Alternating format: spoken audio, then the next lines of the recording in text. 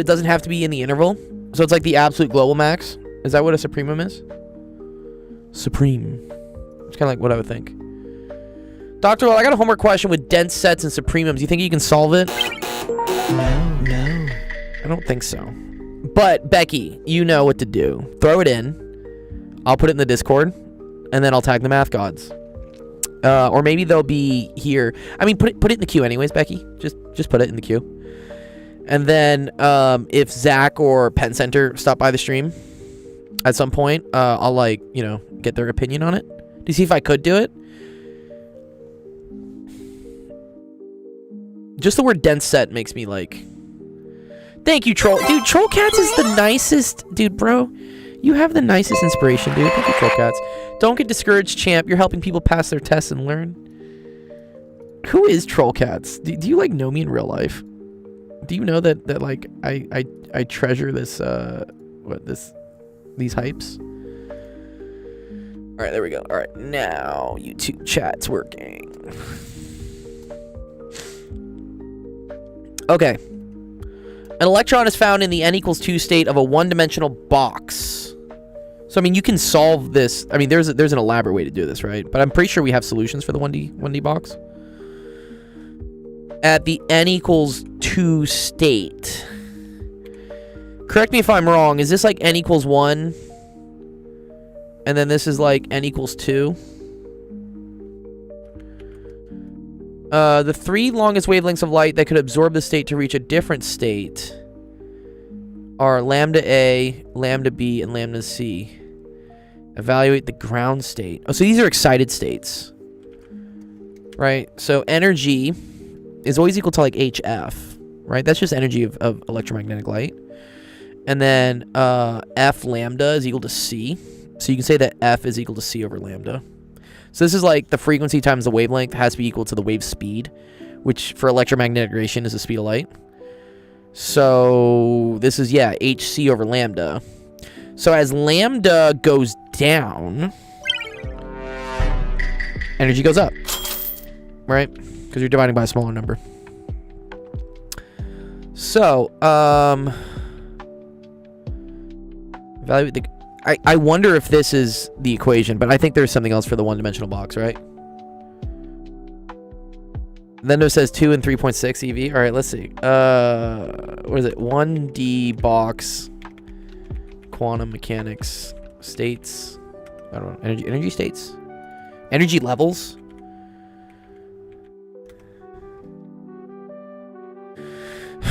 Okay, yeah, here they go.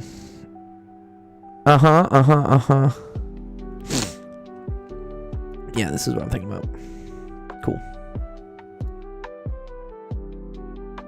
These are, I mean, you can rederive these using the Schrodinger equation, but I think you're usually allowed to use this.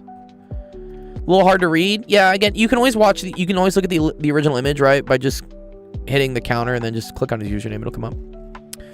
But yeah, okay, so I was right? Yeah, this is n equals 1, this is n equals 2, this is n equals 3. It refers to the number of, I want to say these are antinodes, right? These are antinodes, right? That occur. And then, yeah, M. Interesting. What the fuck is M? I know this is like a quantum mechanics number for something. Interesting. Do you think I'm supposed to set E equal to HC over lambda? And then this is also... So the energy of a state n is equal to n squared h squared over 8ma squared. I think we use this fact. Yeah, I think we use this. And then I think we also use the fact that E is equal to hc over lambda. Because we're talking about, like, light, I think that gets released, right? Yeah, light. Light. Yeah, light. Okay. So, this is equal to hc over lambda. So I get to cancel out at least one of the h's, right? So that goes away. That goes away.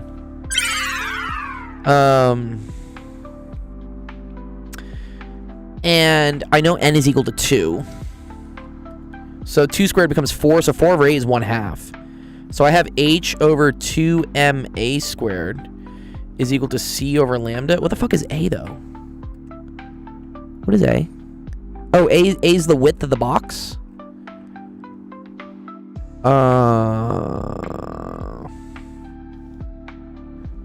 Yeah, then here, calculate the width of the box. Interesting.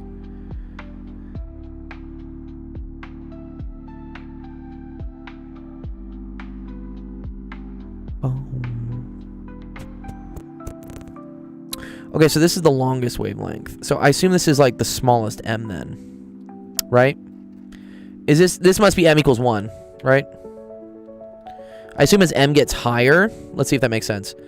As m gets higher, so does the so does the wavelength. As m gets higher, the energy gets lower. Which, yeah, means the wavelength is higher. Yes. Okay, great. Okay. Yeah. I think I get this. All right. So I believe lambda A is 80.7A. So lambda A is equal to 80.78 times 10 to the minus 9, right? Because that's nanometers. And that's also for m is equal to 1. Interesting. That's that. What does this tell me, by the way? Oh, this allows me to solve right away for A, actually. It's actually really cool. But what's the question asking for? Evaluate the ground state energy. Oh. Okay, so the ground state energy is the largest wavelength. Which I think is just this. I think it's just hc over lambda, no? Right? So, yeah. E ground is equal to, like, the largest lambda being absorbed, because that's the lowest energy. Right? And if you absorb light with higher energy, you bump up to higher energy levels. So the lowest energy has to happen when you have the lowest energy of light, which means you have the largest wavelength. And so that's just equal to hc over this 80.78 times 10 to the minus 9 meters. Okay, cool. Not too bad. I just gotta remember what h is. It's some weird constant. It's called Planck's constant, right? I can LeBron lover. Just if you submit a screenshot of it, I'll do it. I love E&M, dude. E&M's great. Leckel says that's technically right. Okay. So Leckel or Lendover in my chat has a PhD in quantum mechanics, and he says I'm okay. So I think we're all right. I think we're doing okay. Let me get the H constant, and maybe I want this in EVs, right? I think I want this in EVs. No. Yeah. Is that going to work, though, with... That works with HV, when V is a frequency. Oh, wait. But C is meters per second. This is meters. Okay, so we are good. So we're going to use H in electron volts, which is 4.14 times 10 to the minus 15. Which equals 4.14. This is where, again, I know we hate units. You done messed up, Aaron! Yeah, I mean, units, like, suck, but they can really help you out to not do as many conversions. What's up, Alistair?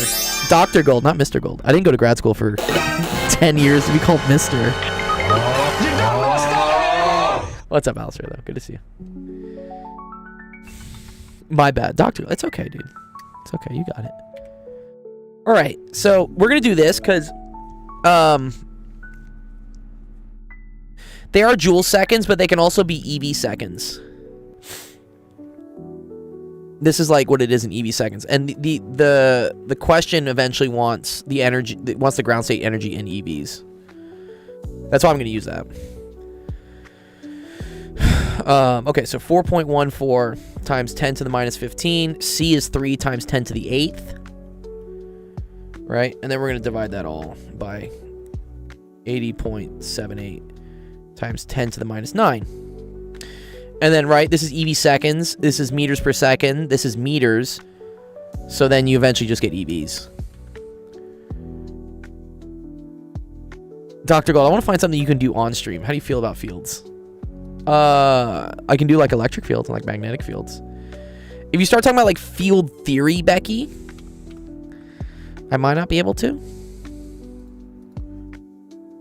But I also want it to be something you're learning, right? You don't have to just like give me stuff to like do stuff. The best is to do stuff that is interesting to you as well. I already get enough of a workout in the gym, you know. But I'm also open to learning things. It also depends on how long the line is. If the queue is like a lot of people, I stop kind of being in the I want to learn mode. I start being in the I need to just finish these questions mode. But if it's just like chill and like no one's really asking stuff, then yeah, I'm totally cool to sit with you guys for like 15-20 minutes and just learn something. Okay, so this is 15.38 EVs, I believe. Oh, I could probably do something in calculus for sure. Linear algebra, maybe. Definitely not discrete. No. What about learning some quantum chromodynamics? That sounds good.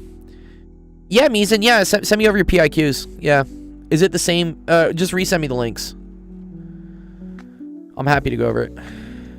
Okay, so I think that's that. All right, and then it says calculate the width of the box. What's in the box? Okay, well, this is kind of easy. Third grade stuff. Okay, so that comes from this. So we can use this equation. Where...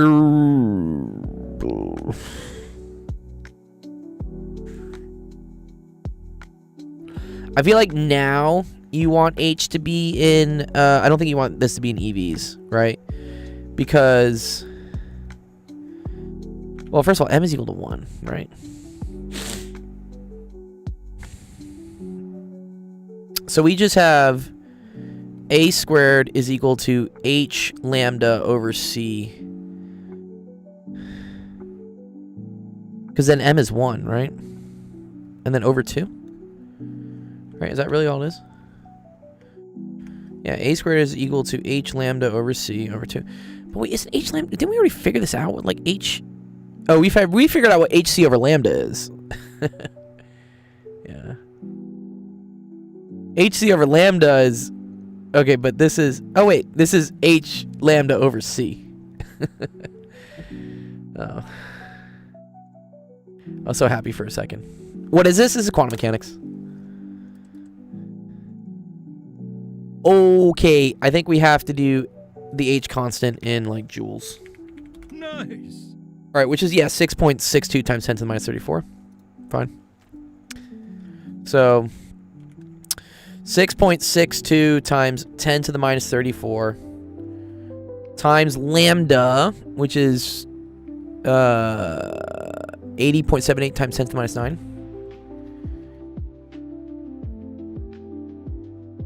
This is a really small box, though, bro. What? I don't know if I like this. This is gonna be a really small box. These are all like really scary exponents. Can you help prove the Heine-Borel theorem? That sounds complicated. What is the Heine-Borel theorem? All right, 6.62. This one I'm less sure about. I think I'm making a mistake here.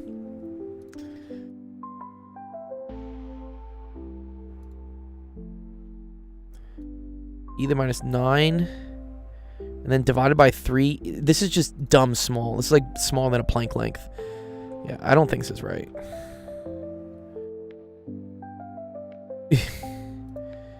Well, yeah, we're going to square root that, I guess, at least.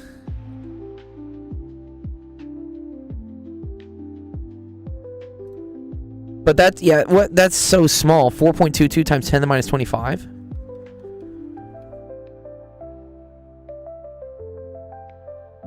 I don't even know if that's like possible. Okay. Well, I'm going to check my answer with Chat Tizzle. We do love chat.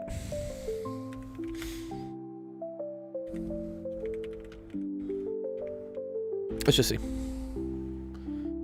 That's possible, but with only one quark. What's QCT? What's a QCT?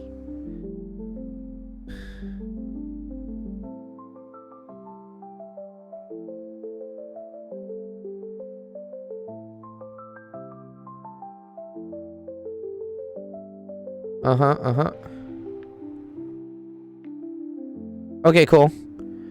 So we got the 15.35 EV. Ooh, interesting. So I kind of messed up here, actually. Ooh, interesting. Okay. So. Yeah. They calculated that's from 2 to 3, that's from 2 to 4, that's from 2 to 5. Oh, because these are absorption wavelengths. So when you absorb energy, it does have to boost it up to a different state. So then E3 minus E2 is that, E1. Okay. And then, oh, I see. Okay. Okay. Cool. I had to divide it by 5, I think. Yeah, I just had to divide by 5. Okay, so this is, like, not exactly right. Yeah. Thanks, Rainbow.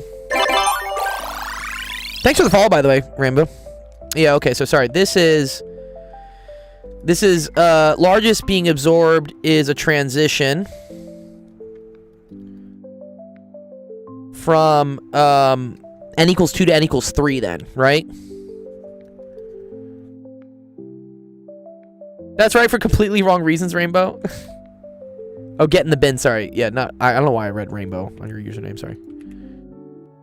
Okay, so this is delta E23. This is delta E23. Okay, but delta E...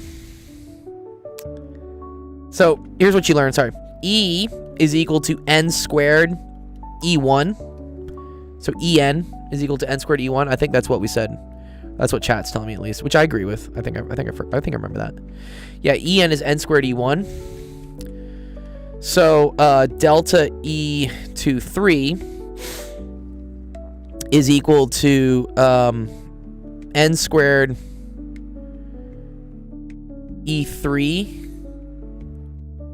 Well, sorry, is equal to E3 minus E2.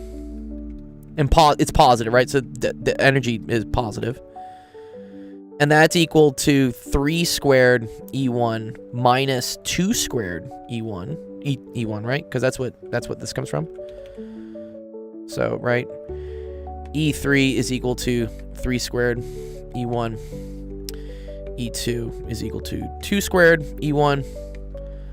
Okay.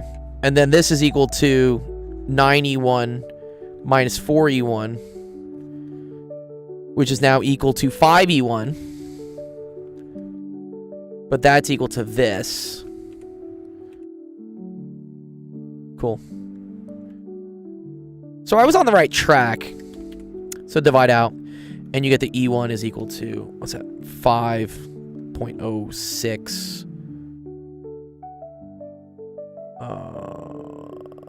0.6? What is, I don't know. Oh, divide by 5 is 3.07. Sorry, I don't know how to divide by numbers. Cool. All right, 3.0. I think it's like 0.67, but whatever. I'm not gonna say it. Disqualified. I already did. Damn it. Okay, that is E1. Okay, we got the ground state energy. Okay, so then for here, let's see where they got that. So E1 is equal to that. Okay.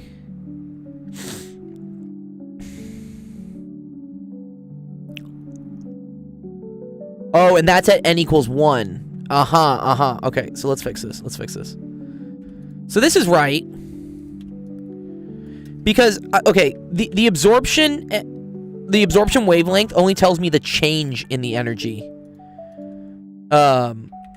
Between state 2 and state 3. Yeah. I see. So here, we can use this. We do need this. Not the absolute energy, right? So here, yeah. So this is only delta. This is the change in energy. Okay, so then E1, which we know is equal to 3.07 EV, is equal to 1 squared h squared over 8. I think we assume m is also equal to 1. It's like not one of the other degenerate states or something, and then this is a squared. Okay. So then, 3.07 EV is equal to, and then H, now we can leave this in EVs, I'm pretty sure. I want to leave it in EVs. Is that going to get me a proper length, though? No, you have to do it in joules. Damn. Okay.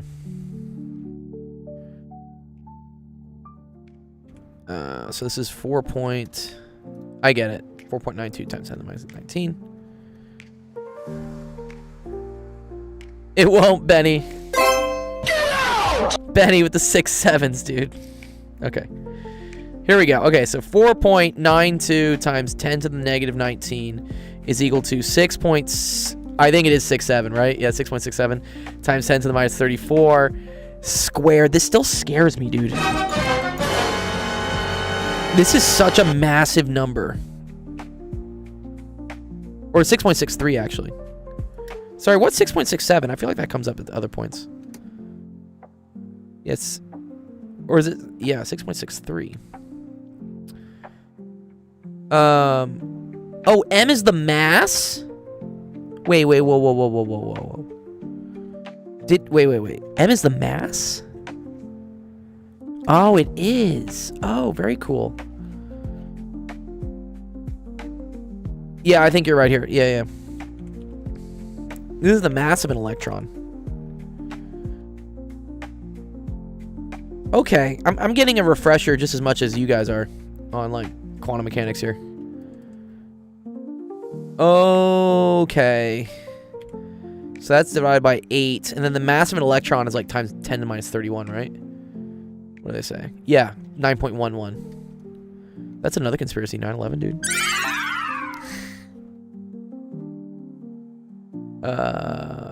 9 to... Yes. Okay, cool. And then we have a squared. Okay, luckily we're dividing this by, like, hella big numbers, too. Small, not big. Oh boy, quantum mechanics is so fun, right? What's up, Clickbait? Thanks, Clickbait, again. I appreciate all the solutions you've been doing on your free time in our Discord. They're really dope. I like them. You put a lot of effort into writing them out. You do as well, Lecker. But I noticed that, like, Clickbait's been just attacking some. I want to come up with, like, kind of like a point system for you guys. I mean, it's always fun to have rewards, you know, or, like, at least, like, notoriety, like clout. Like, how many questions did you solve? Like, maybe we'll do employee of the month. Like, I'll have something do, like, a counter based on how many questions everyone answered, and then we'll enter you guys into, like, a prize drawing. I think it'd be kind of fun, right? It is a huge number, right? Yeah. I enjoy it. It seems easier for me to write things out with more patience if it's not my own homework. That's hilarious. Like, it's more fun for you, I guess, right? This is a massive number. I don't like this number at all. It's a massively small number. Lecker's correct. But anytime I see 34 in the exponent, I'm just like, you're just gonna have a bad time. Okay, and then we have to square root that. And then we do that to the negative 1. Okay, 3.5 times 10 to the minus 10. Thank you, Troll Cats. Appreciate that, dude. Please don't withhold my food. Hello, what are your tips for a grade 10 student who dearly loved math? Dearly, like, you don't love it anymore? That's upsetting. Wait, do you not like math anymore? I mean, I understand, like, I fall out of love with things, like, all the time. Who loves math? Okay, good. Yeah. Anyways, one sec. Let's see if this one was right. Did we get this correct according to chat? Yeah, cool. 0.35 nanometers. That's 3.5 times 10 to the minus 10. Nice, we did it. Yes, look at that. Good job, everybody.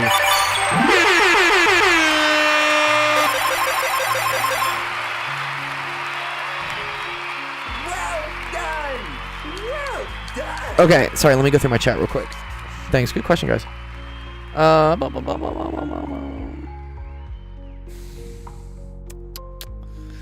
The question about the person who loved math. The boy who loved math. Dude, where is my... I get so upset at... There it is. I need more monitors. Okay. Oh, this is annoying me to no end, dude. What? No, I can't get rid of this? What? Oh, no. Oh, no, no, no. Oh, that's hella annoying, dude. What?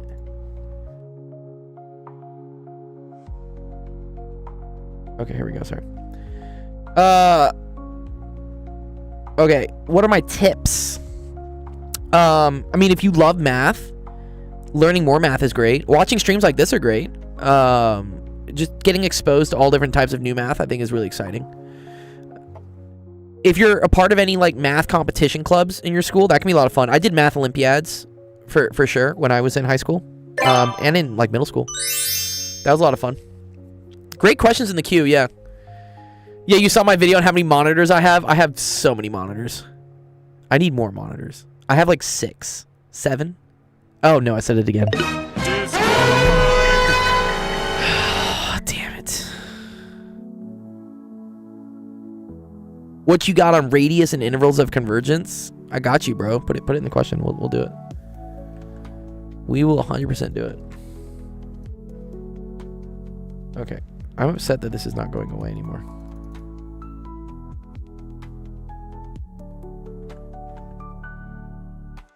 Okay. This is just staying on top? Wait, what the fuck? Okay, you need to go away. There we go. Much better. Okay. All right.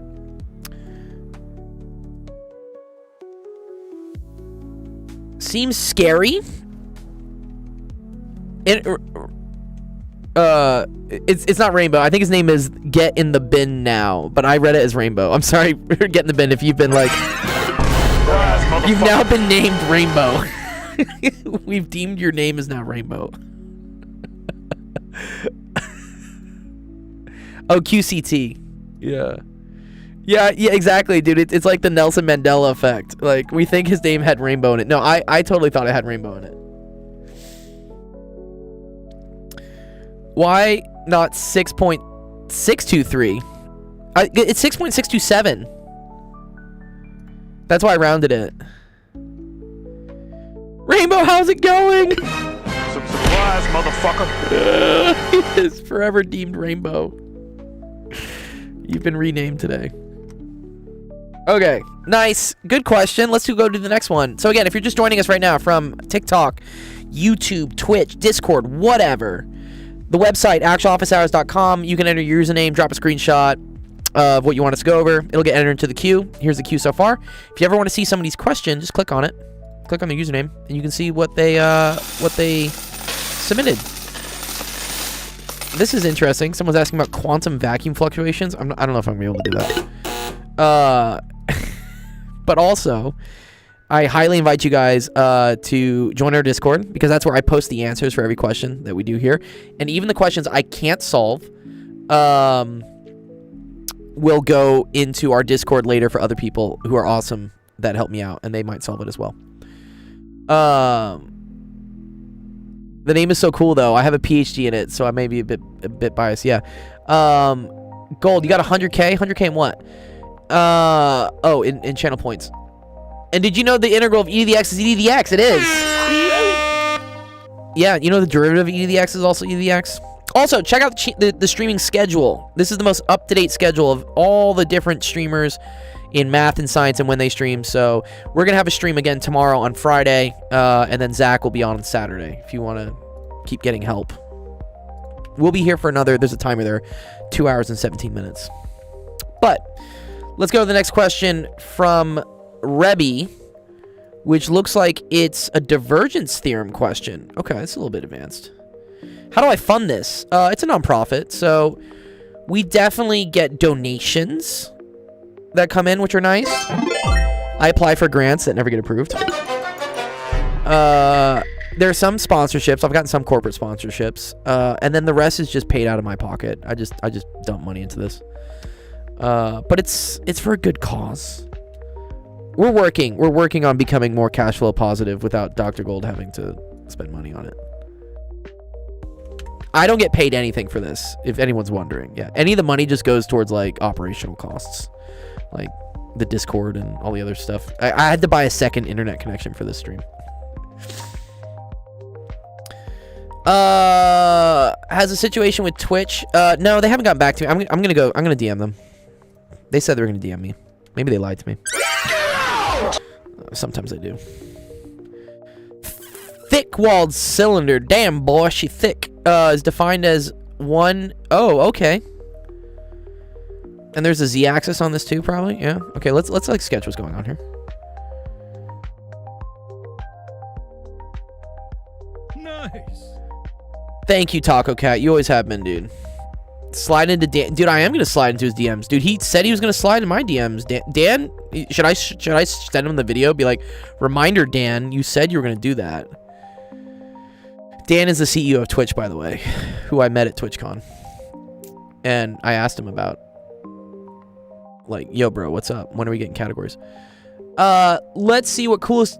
He said, you mentioned being in a contest math club. How do you go about doing contests like the AMC? Some of them can be really tricky. Yeah, so...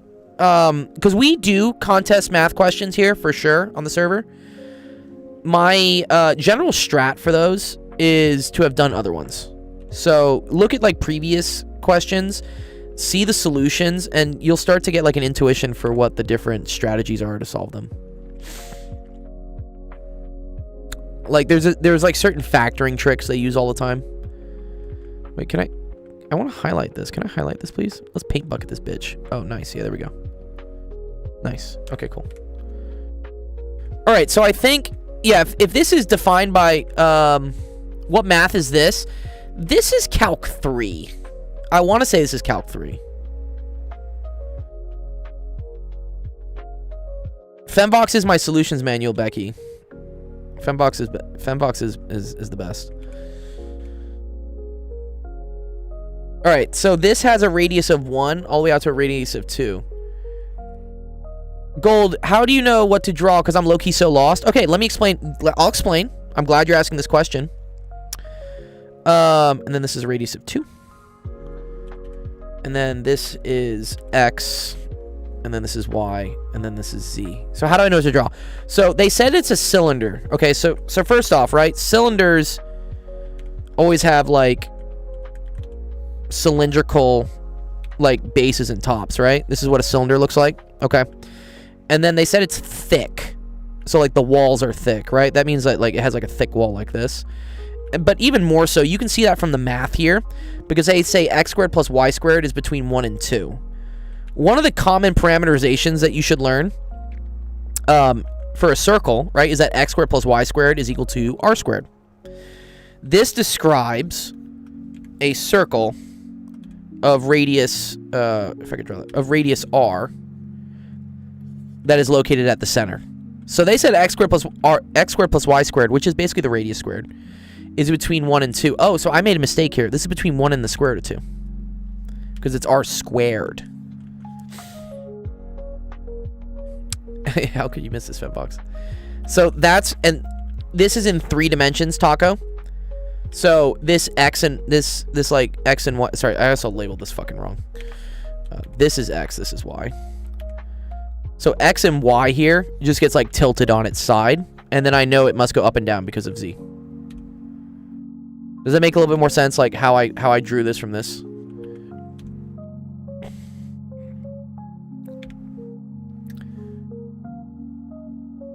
What's up, the goat? You got any more chem questions for us? Yeah, Mies. Oh, sorry, I saw Mies's message just now. Do you want me to enter the queue? Yeah, you can put questions in the queue.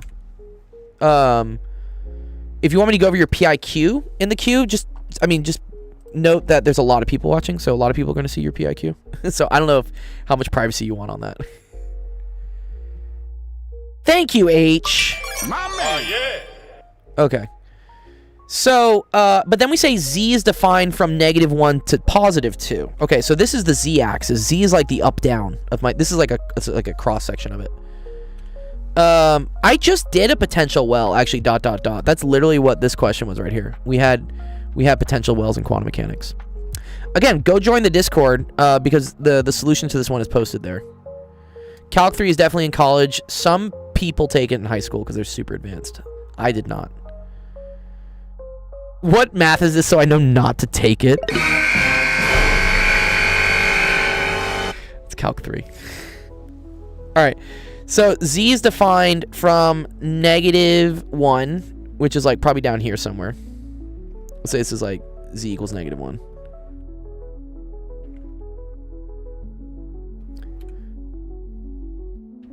Is Calc for engineering? Definitely. Yeah, if you're trying to be an engineer, you will probably have to take Calc 3 at some point. Alright, then this is like Z equals 2.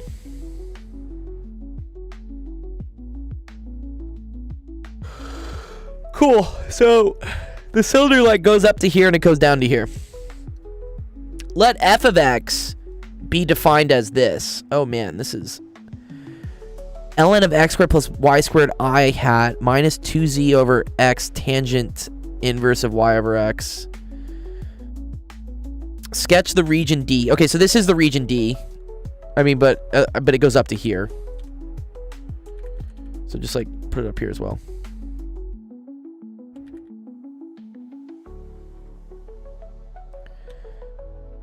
Oh no, we got too much of the color.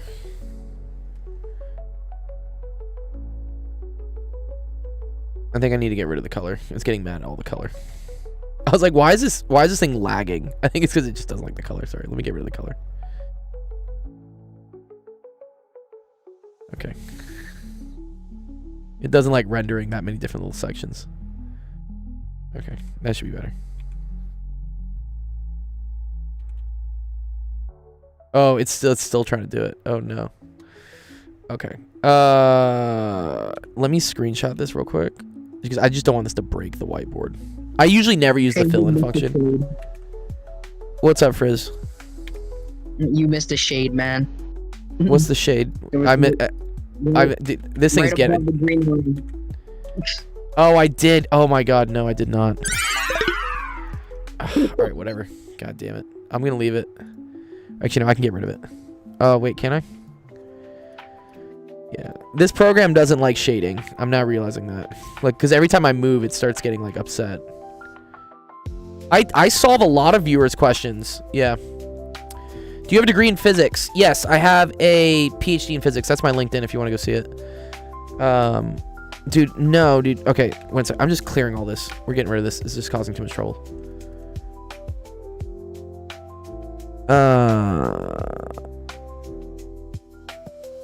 Yeah, heat flow and diffy Q sucks for sure. Yo, probably hard to remember, but like your tutoring that I did like 5 years ago is helping me so much. Awesome, Trees. You're in the Navy. Sick. In the Navy. Are you on an aircraft carrier or something, Trees? Let us know. I always like to see like where people are these days. Loki was about to say something, but like I don't know if it'd be messed up, so I'm not. Are you gonna say something about like semen or something, dude? No, I was gonna say joke? Battlefield. Battlefield is dope. I was gonna say, is bro about to be playing Battlefield in real life? Yeah, IRL be at Battlefield. No. That'd be All right. big, except you die instead of being revived. Yeah, don't die, please. There's no revives in real life. We had so I was working out. One of my best friends that I work out with is he was a Marine and he did 2 tours in Afghanistan, which is nuts. He's a really cool dude. -2z over x arctangent of y over x. You're schooling. Oh, a nuclear mechanic. Oh, that's sick. That's dope, dude. That's dope. Yeah, you're probably doing some cool, dude. Like, cause all the aircraft carriers, all the big ones have nuclear reactors on them. That's how they're able to stay out at sea for so long without having to refuel. Cause they just have like forever engines on them.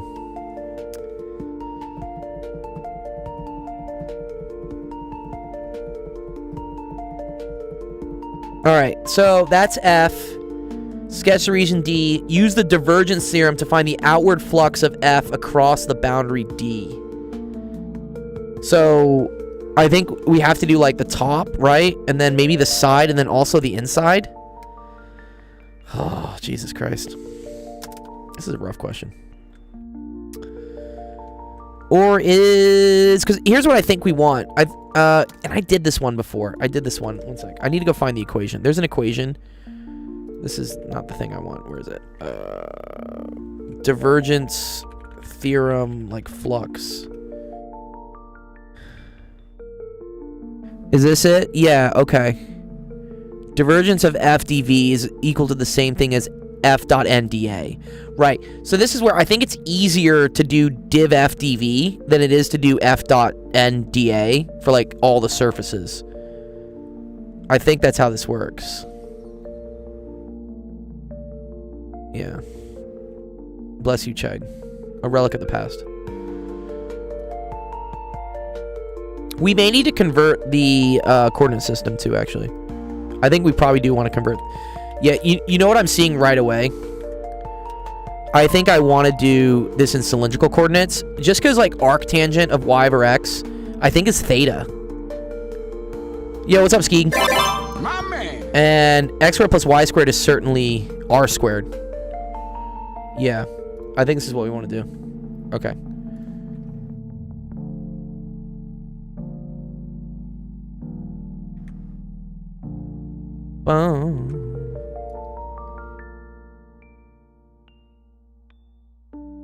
Okay, so let me get the parameterization for cylindrical coordinates.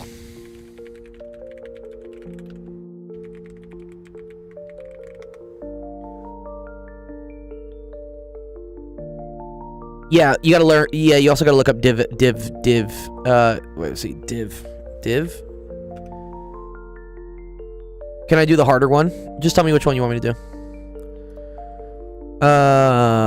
Yes, this is what I want. I don't want all the fucking garbage on it, though.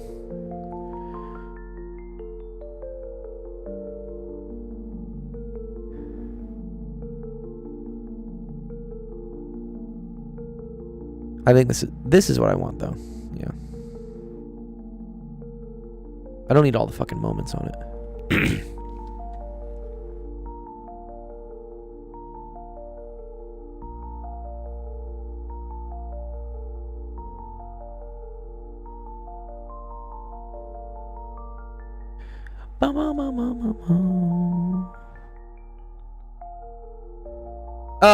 There's a queue.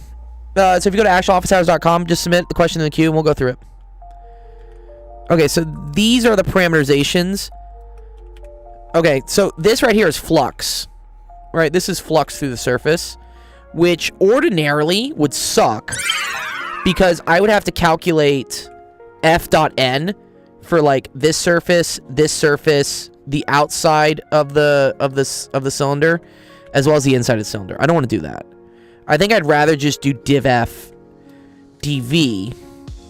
So let's figure out what div f. So div f is this. So this is div f. It's nabla dot f, which is the same thing as like df dx, or it's dfx dx plus dfy dy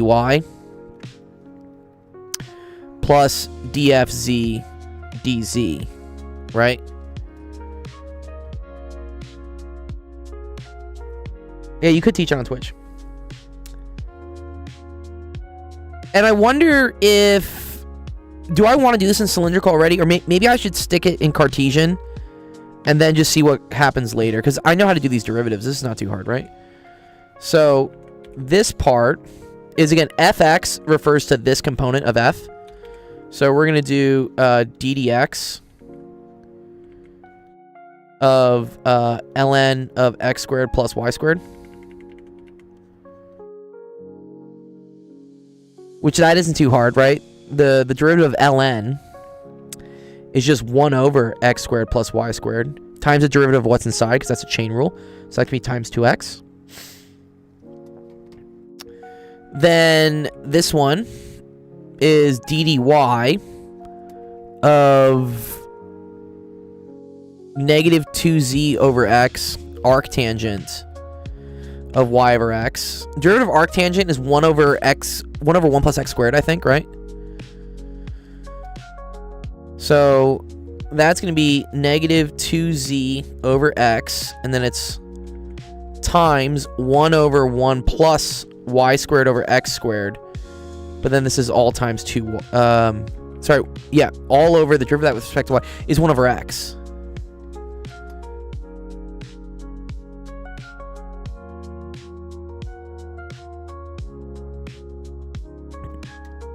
Ooh, thank you. What's up, Zach? Shout out to Zach. Zach's another awesome streamer. We love Zach. Shout out to Zach. Becky was gonna ask some discrete math questions later, and I was like, wait for Zach. Thank you, Mr. Godley. Yeah, I see it in the queue there. Yeah, don't worry. I have 2 hours. I will try to get through as many questions as I can, and if I can't, they'll get answered in my Discord anyways. All right, so if you multiply the x through, this is actually kind of cool. Oh, look, there's an x and an x. There's an x squared. That's actually going to cancel this out. Nice. We love that. So this is negative 2z over x squared plus y squared. I fucking love this because this is just going to be r squared. Happy about that. Okay, and then we do this one, which that's ddz. Mics are cheap. This mic I use, it's a Yeti. It goes on sale all the time. Especially, okay, if anybody wants to buy anything electronics, do it like this week or next week. That is Black Friday, and that's when all electronic stuff is usually pretty cheap, or they've like marked it up and dropped it down again. In any case, the mic I use here, and I have 2 of them. I have another one like over here. I think it's on sale for like $70 right now. I usually pay like 100. Okay, this is fun because this is just z times a constant. So that's just equal to the square root of x squared plus y squared. Beautiful. Okay, cool. So we already got div.f. So div.f. Yeah. Yeah, don't let your dreams be just dreams, Leckle. Minus 2z over x squared plus y squared. Plus the square root of x squared minus, right? It's the square root of x squared plus y squared. Okay, but I need to do div.f over the volume integral. I think this is where I want to now convert, right? Because now this is over the domain of div.f dv. Now I think I want to convert this to cylindrical. I don't think I wanted to do div.f in cylindrical, but once I have it, now I can do the volume integral, because dv in cylindrical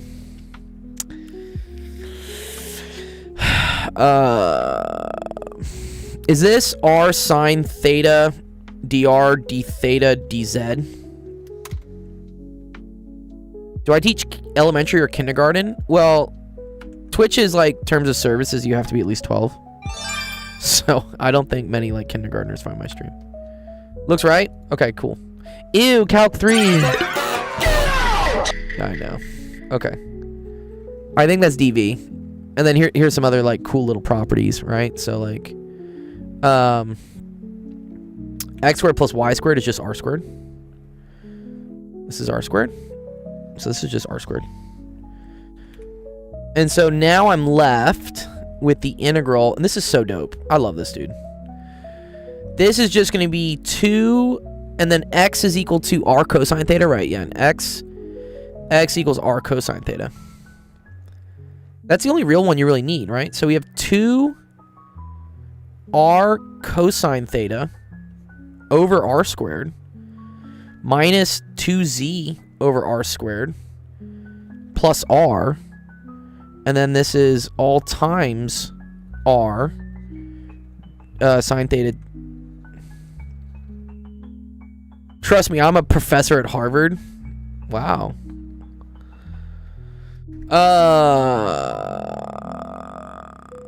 Okay.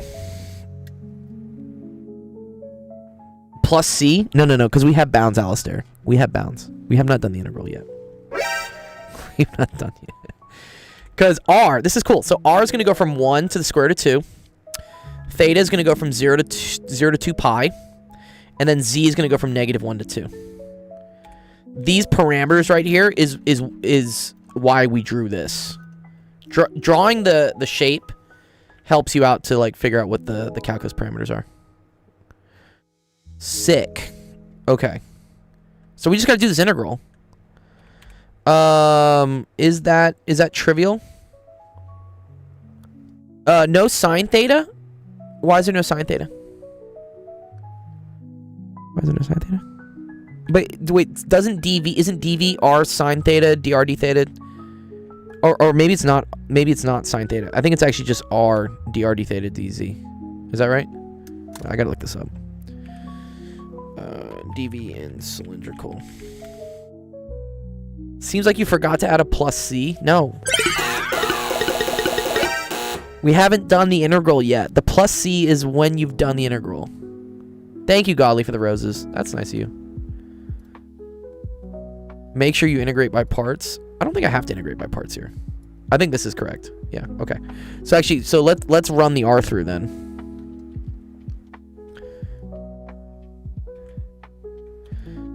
So this is r squared over r squared.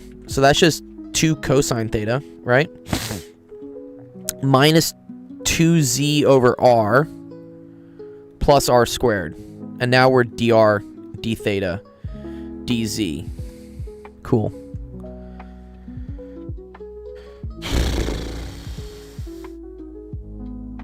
Right? Okay. Which one do we think is probably the easier integral? I think that I'm pretty sure. I mean, the r is easy, right? So what's this? 2 cos. So wait, can I do Fubini's theorem here or something? Right?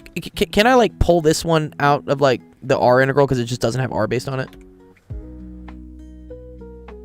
Right? There's no r on this one because yeah, it got canceled out. Yeah, let's pull it out. Yeah, I think we can.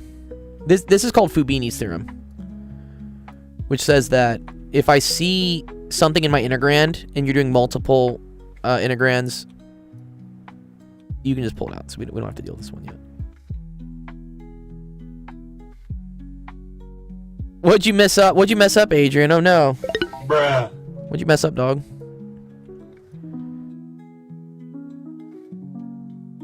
Okay, so let's do this. So, that's negative 2z ln of... Wait. No. I can't pull this out, sorry, because this is multiplying. Sorry, can't do that. Sorry.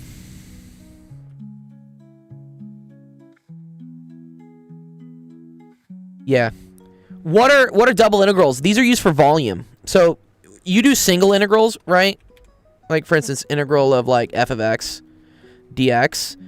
That's to figure out like the area underneath a curve. You use double integrals, or you can use double integrals actually to figure out volume as well. But if you want something that's a function of the volume, or like a function of the surface area, then you need to use a triple integral. Yeah. So what we're doing is we're just doing integrals kind of like on crack, because now instead of just integrating under a curve, we're integrating over this like this super like cylinder structure. Yeah, double integrals for Calc 2, triple integrals for Calc 3. Exactly. So yeah, volume of revolution is just simplifying a triple integral because the theta integral is just 0 to 2 pi. If your function does not depend on theta, I could have just gotten rid of this part of the integral and just put a 2 pi out front. But because we have theta in this, I kind of have to deal with it. Okay, so this with respect to r is going to be 2r cosine theta. This is going to be ln minus 2z ln of r. And then this is going to be plus r to the third over 3. And then this is all evaluated from 1 to the square root of 2. So this kind of sucks. So 2 square root of 2 cosine theta minus 2z. And here, I'm going to do the minus 1 part in there as well. Let me just do it. All right, square root of 2 minus 1. 2z. So if you do the ln of this minus the ln of this, it's like dividing them. So this is ln of square root of 2 over 1, which is nice, because ln of 1 is 0. And then this is plus 1/3, and then this is the square root of 8, because the square root of 2 cubed. So that's actually just 2 square root of 2. And then minus 1. Okay. Ooh, I almost see some patterns here that might be happening. Okay. But now this is d theta dz. Now we have 0 to 2 pi. We still have -1 to 2. So doing the integral of this with respect to theta, only this thing I really have to worry about. Integral of cosine is just sine. So I have 2 square root of 2 minus 1 sine theta. This is beautiful, actually. Okay. Because sine theta from 0 to 2 pi is 0. Right? This is going to go away. I don't even fucking need this integral anymore. This is gonzo. And then what this is going to do is this is going to be -2z. -2 square root of 2. Wait, sorry. -2z. I got an interview at Walmart. Yeah, but you're not expected to know this now. -2z ln of square root of 2. But this is evaluated. And then the integral of this d theta just pulls out a theta. But then we're going from 0 to 2 pi. So whatever. You just multiply this by 2 pi. Okay. And then the same thing for this. This is going to be plus 2 pi over 3 square root of 2 square root of 2 minus 1. Alright, so then the final thing is dz. And this is from -1 to 2 dz. Do they really want you to go Calc 3 at Tesco's? That would suck, dude. What? Cool, so this is going to be z squared over 2. So I'm just going to get -2. So I'm just going to get -z squared. ln square root of 2 all times 2 pi. So here, we'll say -2 pi z squared. And then that's evaluated from -1 to 2. And then plus, this doesn't have any z's in it, so it's just 2 pi over 3 square root of 2 square root of 2 minus 1.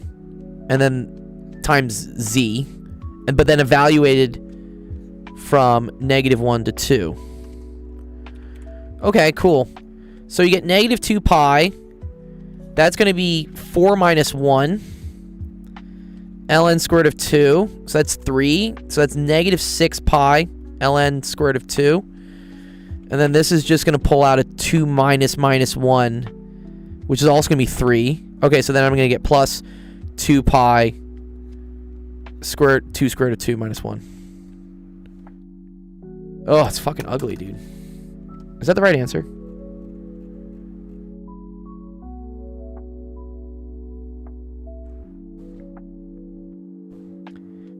Boom, boom, boom, boom. Boom, boom, boom. Looks good? Okay. Let's see. This is what chat got for the final answer. Let's see if we're correct. I think we're pretty close, actually.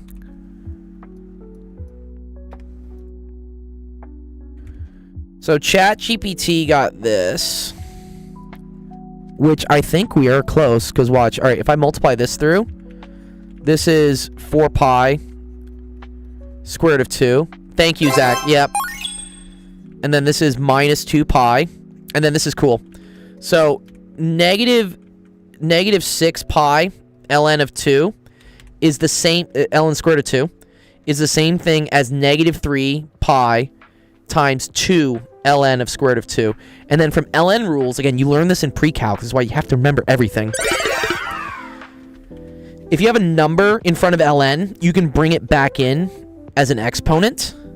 And then the square root of 2 squared is just 2.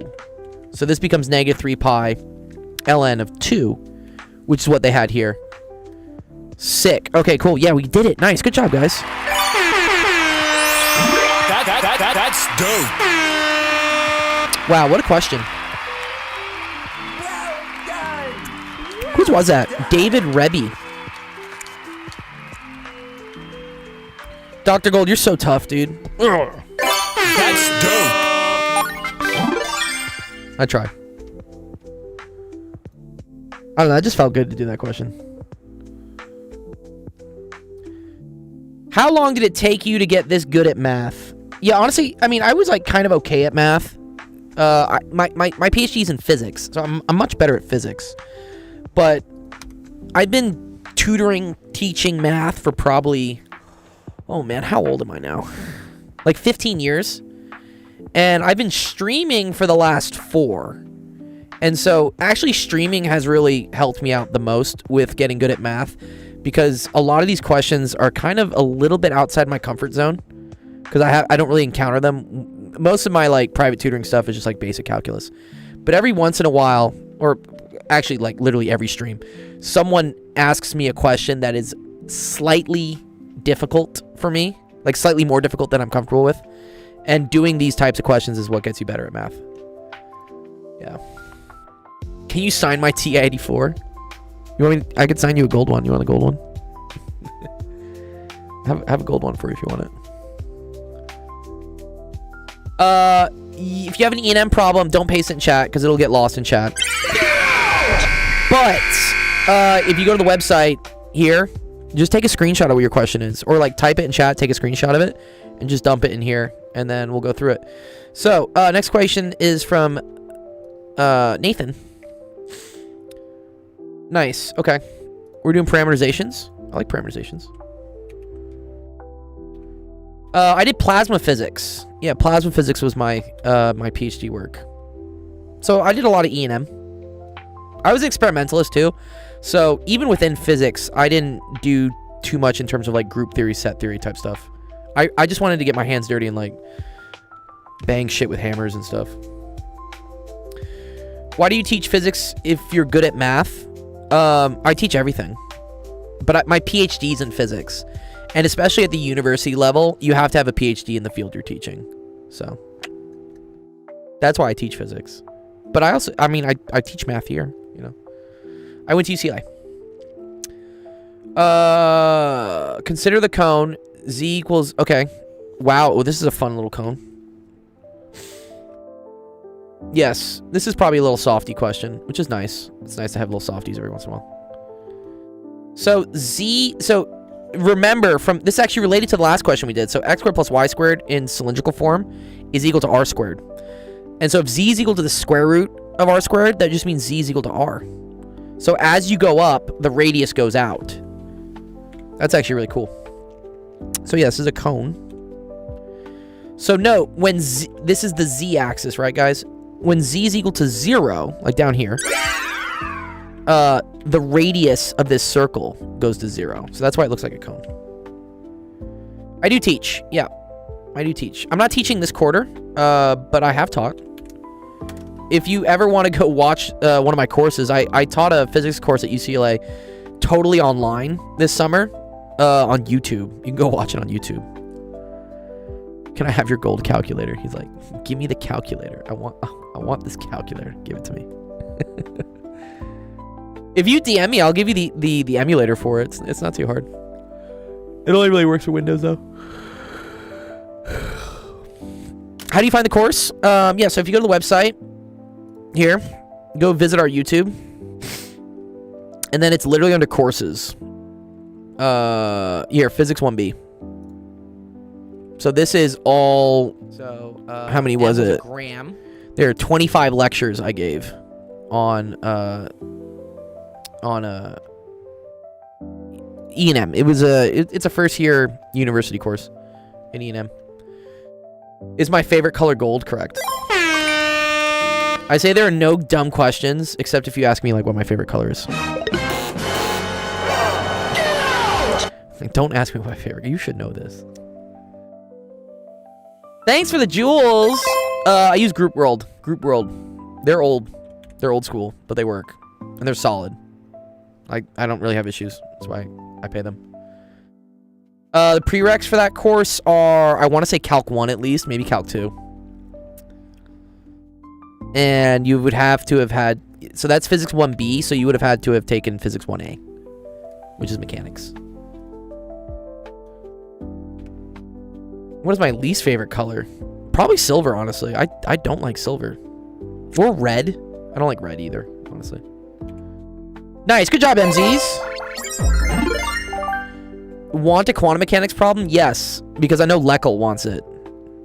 My students call me Dr. G.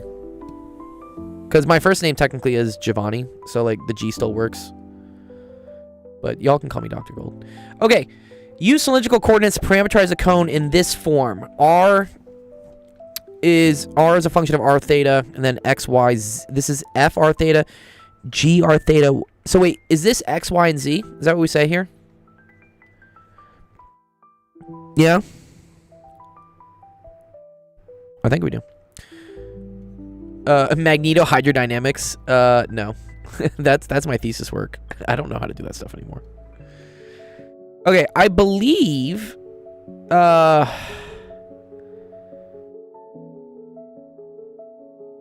very cool. Oh, wait. So this would be r cosine theta, right? And then this would be r sine theta. Is that what they're asking for, by the way? Sorry. Use cylindrical coordinates to parameterize the cone. Oh, just in terms of r and theta. Yeah, no, this is fine. And then, wait. Then the z is just equal to r, right? Is that literally how you do this? Is that all we had to do for this question? Quantum Leckel, you've changed your name. This is the way? Okay, cool. All right, we're done. We did it. That was a beautiful, nice, simple question. I like that one. You just had to write that z was a function of r. Okay. Well done.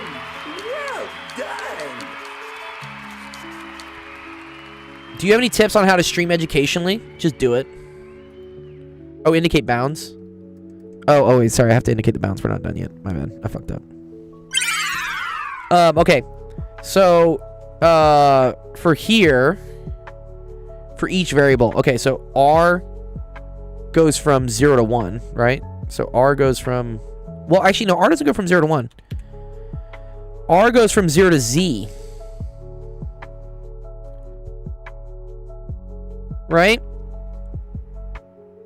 Dr. G's unifies theory of usernames. Love it.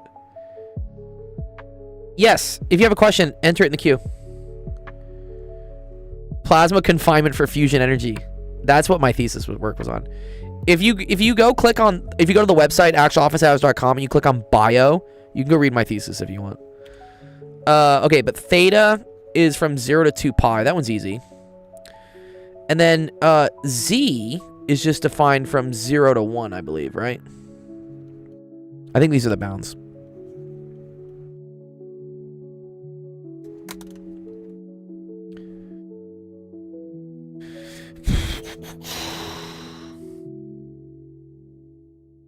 You just had an exam? Yeah. So what TikTok does, which I think is unique to any other live streaming algorithm, they will analyze the transcript of what I'm saying live. So if I'm talking about stuff that you did on your exam, they know to show you my live stream. It's very fascinating. Because sometimes, if I start, doing chemistry questions and I start talking about chemistry, we'll start getting more chemistry question submissions. It's kind of what's it called? Like a positive feedback loop or something. Anyways, this was Nathan's. How do you submit a question? Actualofficehours.com, the website, down there. Go to that website. Submit a screenshot of your question. I have an hour and 40 minutes. I'll try and get through as many as I can today. And if I can't, one of my other awesome actual educators in my Discord will probably solve it. Or ChatGPT will solve it in 2 days. Or maybe someone on another stream. There you go, Alistair. You found my government name. If you look harder, dude, you can find my address too if you want. Everything's public record at this point. Okay, let's see. What does Alistair have? Alistair. What? This I may not be able to answer. You're not a psycho. You can, as long as you send me pizzas I don't have to pay for. I'm cool with that. John says, can you explain the change in the base of the cone versus the height of the cone? Yeah, that's similar triangles. Sorry, just real quick, just to show for Jonathan. This is actually a really cool one because this comes up a lot in related rates. So if you have a triangle, for instance here, let's say it had a height of 10 and a radius of 3, and you wanted to define what a different triangle would be. So usually the analogy, the question that this is always used with is that you have a cone that you're filling with water, and they want to know if the height is this, how do these two things relate to each other? And this is using inscribed similar triangles, where you say the ratio of this to this. So you say like 10 over 3 is equal to the ratio of this to this, which is h over r. So then from here, for instance, you get that r is equal to like 3/10 h. And then you put this into your related rates question to solve for, what is it? I think it's like v is equal to 1/3 pi r squared h. So then you can plug this in for r, and then you would get, like, for instance, v is equal to 1/3, and then that's pi, and then that's 3/10 squared, and then that's r squared, that's h squared times h, so it's h to the third. And then when you do the related rates here, this is like dv dt is equal to 3/10 squared 1/3 pi, and then this is 3h squared dh dt. And then these are the two rates you usually like relate to each other. Yeah, that's what happens. Sorry. Yeah. So that's the related rates with the cone. Okay, but what is Alistair asking me about? I did not major in math. I majored in physics. Show whether it is logically possible for the quantum vacuum fluctuations to dynamically change the signature of the metric from minus plus plus to plus minus minus. Dude, what? Without causing... Oh, Alistair, dude, what the fuck is this? Dude, what? What, Alistair? What's the Discord link? Again, if you go to the website, actualofficehours.com, there's a link here to join the Discord. Just click on that. Join our Discord. It's not rocket science. Yeah, this is... Yeah, okay. This was done with ChatGPT. Surprise, motherfucker. I can tell, chat. I speak ChatGPT. Did you just ask it for, like, the most ridiculous questions that you could ask someone on a stream? It's cute. Alright, but I have no fucking clue how to do that. But in the case I don't know how to do something, you know where it goes. Back to the Discord. Okay, let me do the next question. That's your geometry homework? Get the fuck out of here. Ooh, we're doing Zach's favorite. We're gonna do some convergence testing with limits. Yeah, holy latex, right? Odin, dude, I'm on my journey, dude, for 3 plates. I did chest aid again today. I think I put up 250 for 6, which I think is a 1 rep max of like 290. I'm close. I want to get to 315. I want to do it. I just want to do it once in my life. All right, determine if the series converges or diverges. Please state what test you're using. I believe this is the nth root test. I'm close, right? Like, yeah, I'm getting close, Todd, right? I'm getting close. I think, like, something like less than 1% of the population can bench 225. There's a thing called, like, gymflation, where, like, all these influencers, these gym influencers on Instagram make 225 look like the standard that, like, you have to be able to lift, but, like, nobody can lift 225. It's actually very, very, very difficult. I don't think this is the ratio test. I think this is... So anytime you see to the nth root, this is the nth root test.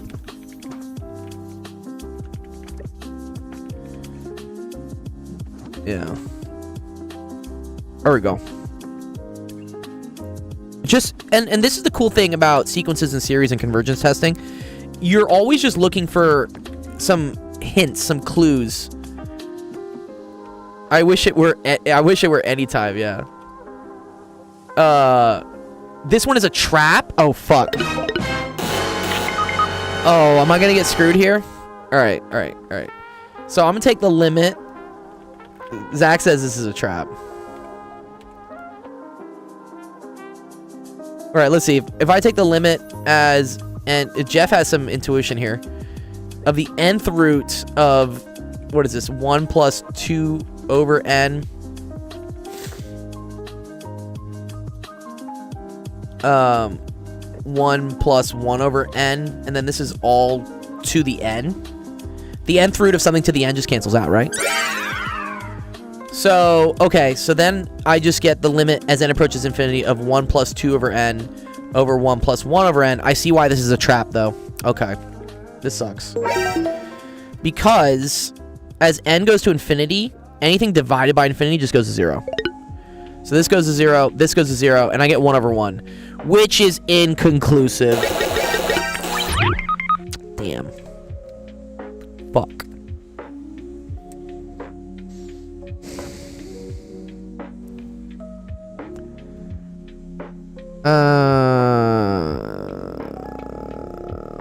Okay. Jeff has some intuition here, though.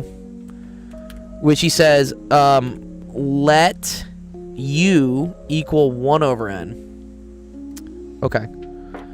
So, then 2u is equal to 2 over n. All right, so let's... And then we're still taking the limit as... Okay.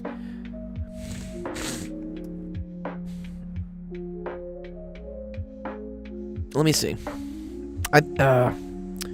So n equals 1 over u. How does that change my limits, though? Yeah, but this is gonna fuck up, right? Yeah, I don't like that. Ratio test? Yeah, let's try the ratio test. Something tells me E is gonna show up here. Yeah, maybe.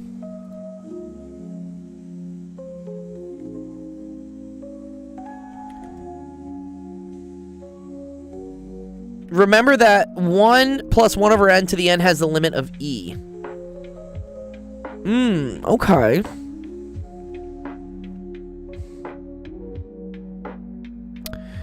Tomorrow's test is sequences and series. Any tips? So, yeah, being able to quickly identify what type of test... So, there's a great table, actually, on this. Sorry, let me find it. It's the series convergence, like, cheat sheet.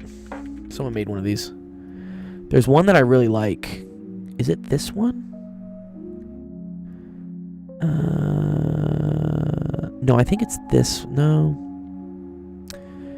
I think it's this one.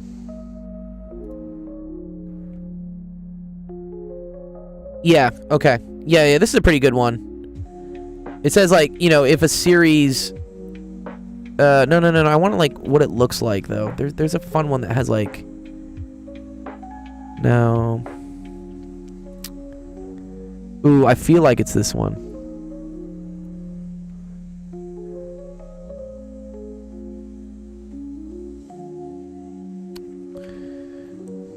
Anyways, yeah, one of these has a pretty good, like, sheet on, like, if it looks like this, you should do something like this.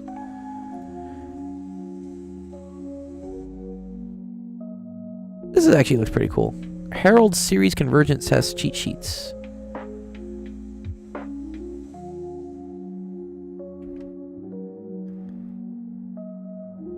I feel like it's this one. Yeah, dude, I just have a feeling. My spidey senses are going off. 1580. Yes, Zachary. I'll call you more than a good boy, dude. What? That's a great boy. Good job. Oh, man.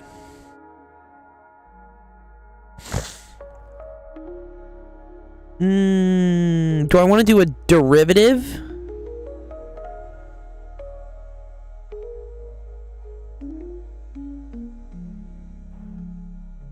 I feel like this diverges. Because... Okay, wait. So this, right? As n equals 1 to infinity. This is 1 plus 2 over n to the n over 1 plus 1 over n to the n.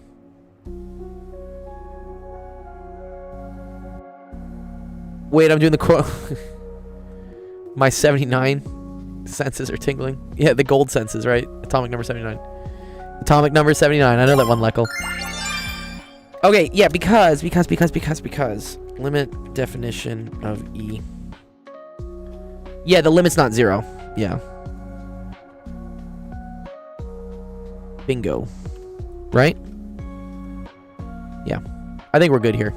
I think you just say the limit comparison test. Or just... Right? So,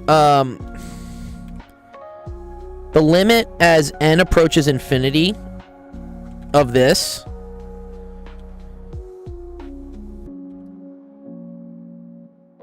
right? That's equal to the limit as n approaches... Yeah, I think by the nth turn test, right? Yeah, of this...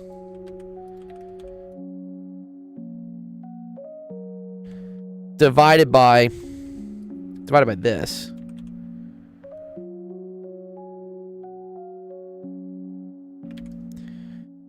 And this we know from here is just equal to E. And then this, so 1 plus 2 over n to the n is always greater than 1 plus 1 over n to the n. Right? So if this is E, this has to be greater than E. So something greater than E. Top is E squared by substitution.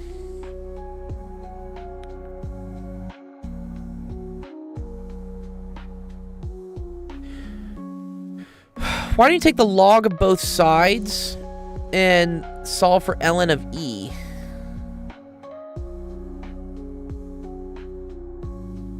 What do you mean both sides, sorry?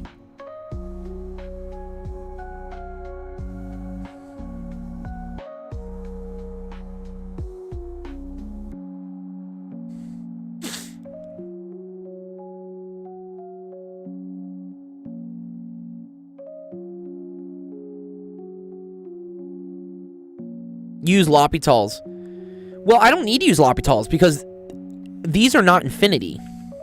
These are numbers. This is E.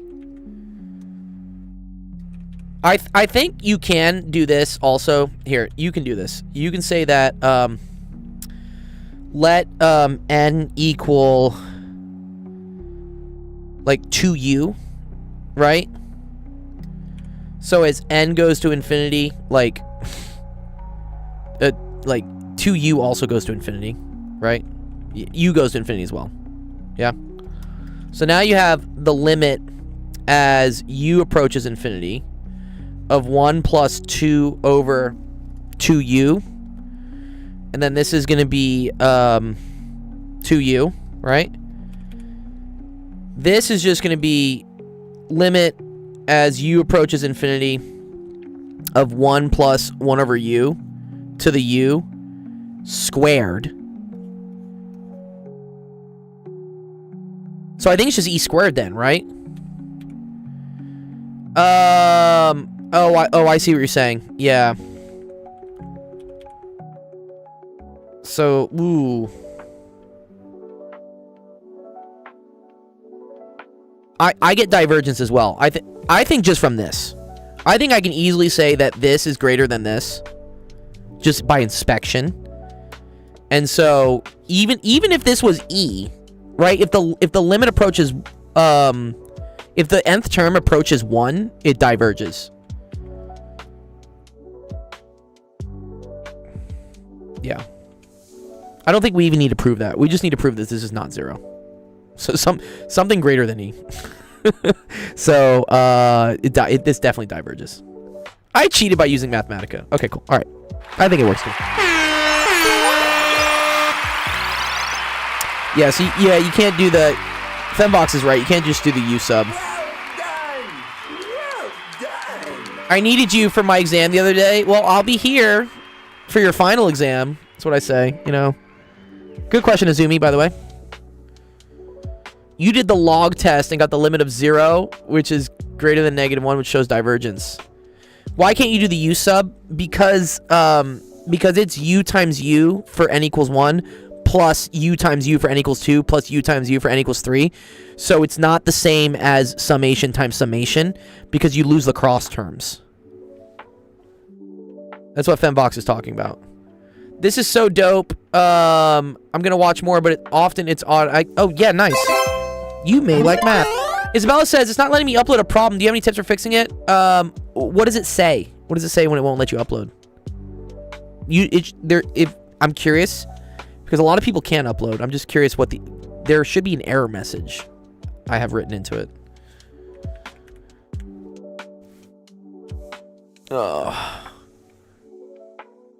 Okay, this was Azumi's question.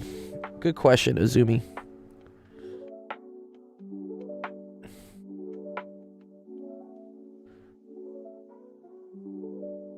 Oh, it just doesn't load anything. It stays the same. Oh, dear. So Isabella, if you want, another way to do this, join our Discord here. Go to like join Discord. I assume you have Discord. Well, I hope you have Discord. And then there's a channel called Homework Help, which I'll show you is like right here. This is the Homework Help channel. And then if you post, like, if you create a post here with the image, I'll see it as well. Also, yeah, for anyone else who's wondering, yeah, when you join our Discord, the awesome thing is here, right? Everyone's question that I do will be posted here. Also, anyone's question I don't get to, if we run out of time, will also get posted there. But in the case I have a solution, I'll put the solution in here so you get a nice little clean, like, upload of it. And if it does not get solved today, more often than not, one of our other awesome actual educators will come through and, like, help solve it. Oh, thanks. Oh, nice, Khaled. Here, Khaled, you get a point for that, by the way.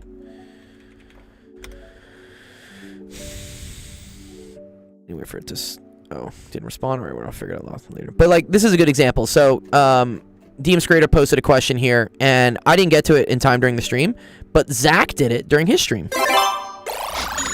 And then he wrote up a solution, and then there was also some. This is the great thing about the forum posts in Discord is y'all can like argue about it or like help each other, and so eventually it got done. And then also 2 days later, what will happen is ChatGPT will come through and just try to like solve it itself. And sometimes it gets it right, sometimes it doesn't.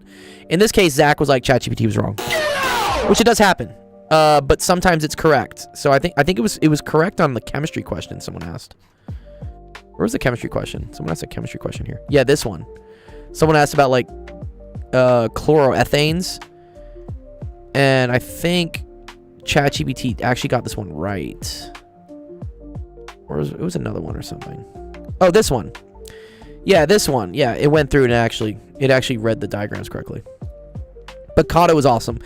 So Kato's another. Again, I have a lot of awesome friends who also just like to, in their like spare time, just help solve questions. So there's a lot of advantages to joining the Discord. Go do it. You get free help. And you get to learn, and community, and friends. And also, we do like video game tournaments. If you play like Fortnite or Roblox, we give out gift cards for people competing. We're gonna do a chess tournament too soon. I had a chess tournament over the summer, which we had like 10 people enter. That was fun. Oh, the chloroethane, which is a counting problem. All right, let's see. What does Becky got for me? Becky, what'd you give me here? Oh no, Becky. Zach might need to help me on this one. Okay. Student embarked on the noble quest of finding the infimum of A. So this is the biggest, right? Is that what we're saying? The biggest of this. Oh, okay. Ethane. Ethane is methane. It's methyl. Is it methyl ethyl? Ethyl is 2 carbons. Yeah, Becky problem. Oh, cool, Tagaro. You got e to the minus 2? E to the minus 2? I think we were going to get e to the 2. Largest, smallest... Wait, sorry, what? Largest, smallest bound of A? Sorry, what? After some calculations, she verified. Ooh, nice. I love that they're injecting more female pronouns into math. Alright. Then, x to the 1/3 is less than x plus 2 over 3, except... Wait. Okay. And, sorry, this is for all x are greater than or equal to 0.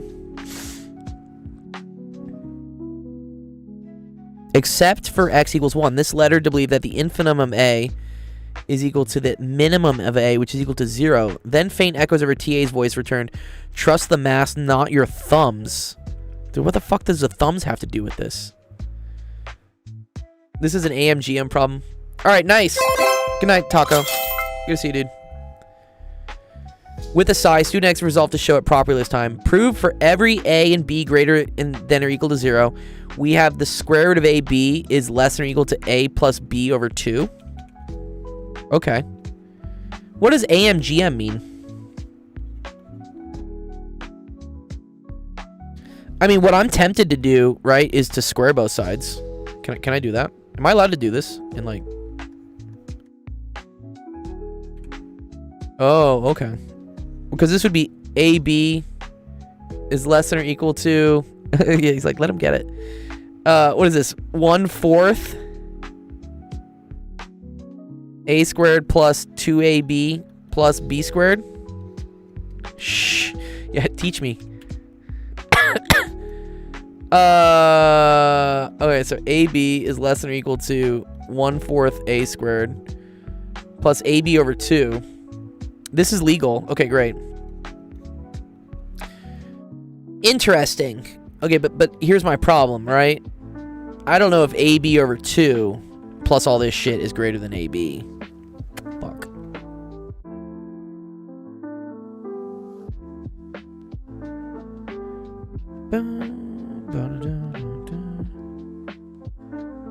Zach says subtract AB. Okay, I'm gonna do it.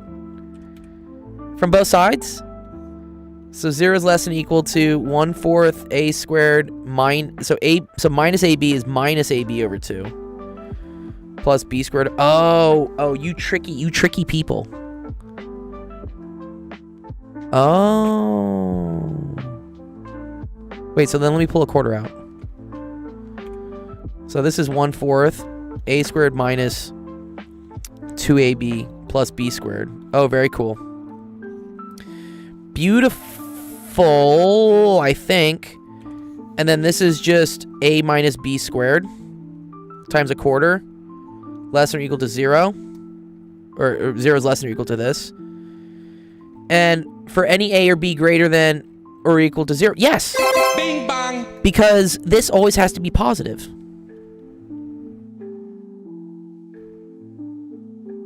Yes. Cool. All right, nice. Did I do it? Did I prove number 1? Did I prove part A? I think I did.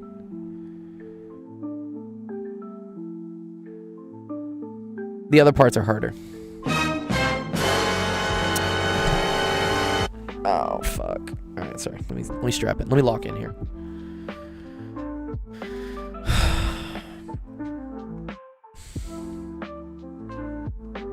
A nano angstrom is? I don't know, 10 to the minus 9, 10 to the minus 10? Isn't an angstrom like 10 to the minus 10?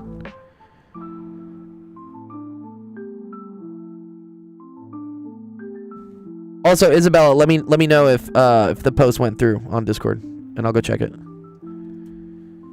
Angstrom is a distance unit. Yeah, it's 10 to the... Okay. This sucks, though. What? You want me to do the fourth expansion of this? Ooh, yeah, e squared? Cool. I agree, Tigero. So what? This is 1/4 to the 4th? Or yeah, 1/4... Well, fuck.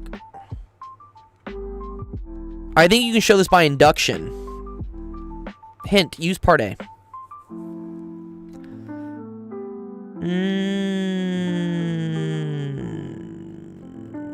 Okay, well, okay. Oh, wait. Wait, I think I get it. I think I get it. Okay.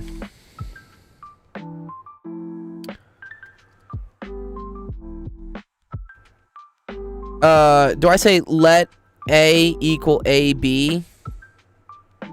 Wait. It's the 4th root, right? Oh, fuck. How are we gonna do this? Oh.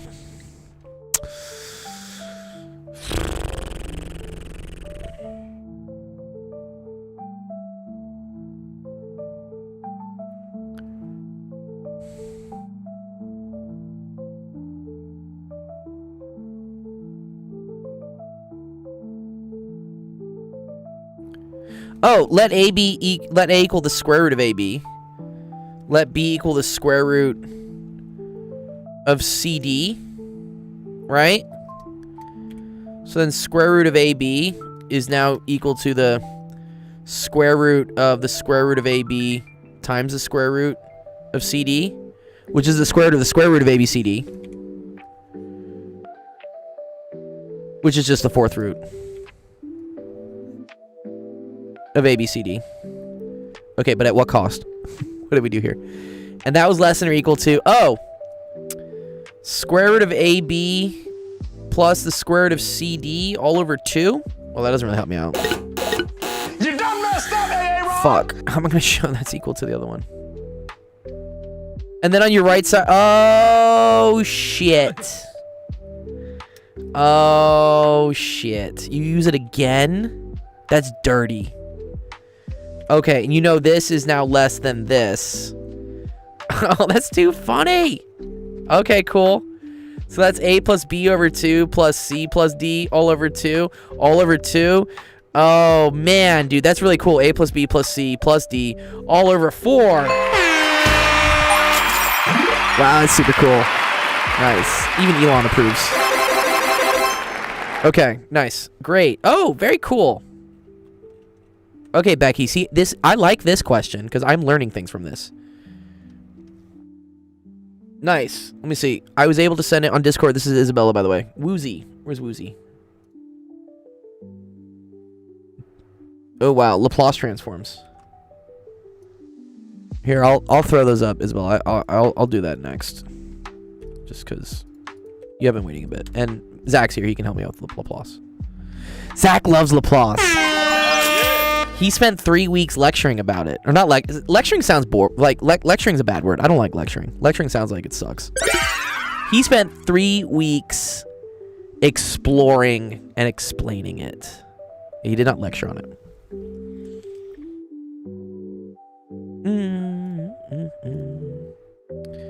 Okay. Yeah, wait. How do you do the triple though? How do we do the triple crown? So now this is like funky. How am I gonna do the third root? Hint, for part C, use B. Wow, it's almost as if we just keep doing the same thing over and over again. I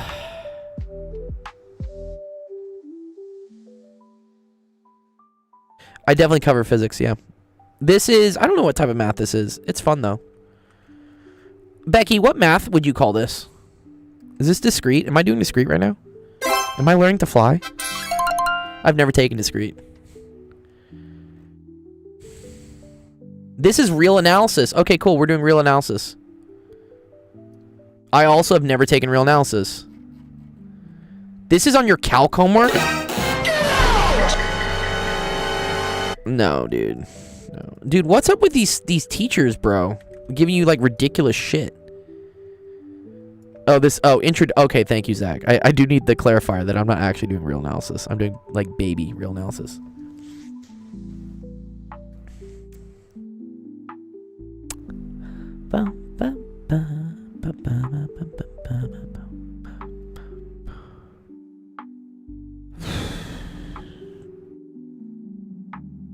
Do I call like CD just like equal to C? Some calculus teachers give dude, no calculus teacher I've seen would give an exercise like this. No. Oh, there's an amazing geometric proof Faison. That's cool. Yeah, wait, do I just assume that like CD is equal to C?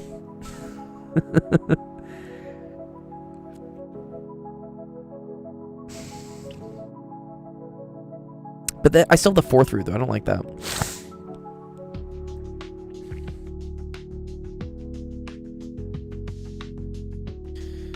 So that would be the fourth root of ABC.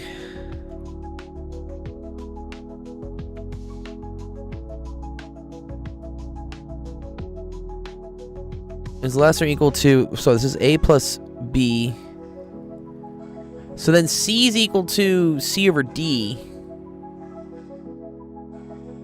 Or no. I can just say C. That's, well, fuck no.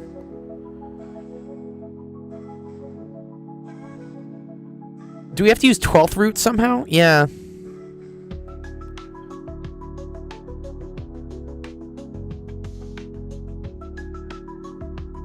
D is equal to 1. Why is D equal to 1? Oh, wait.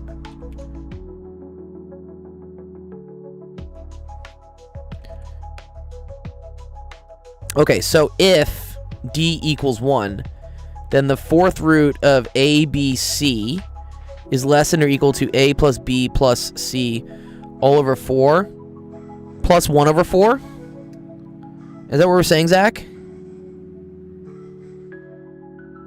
How does that help me, though? How do I get the third root one?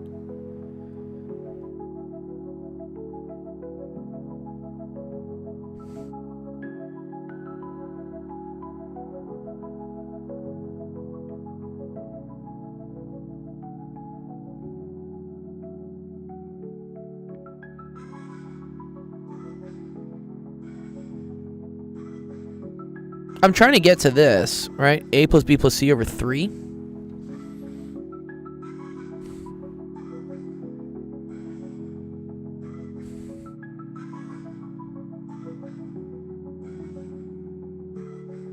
No, no. I'm trying to prove that the third root is less than that.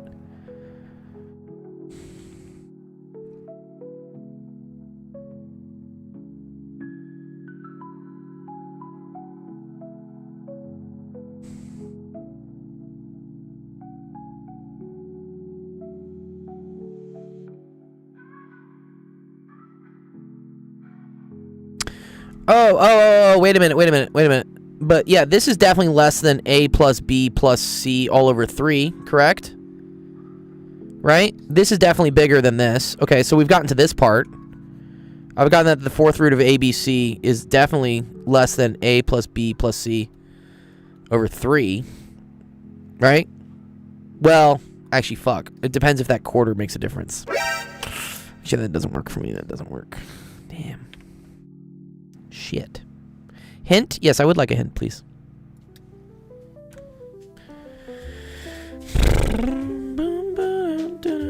What if A equals B equals C equals 0? Whatever. What? So 0 is less than or equal to a quarter? What does that do to help me?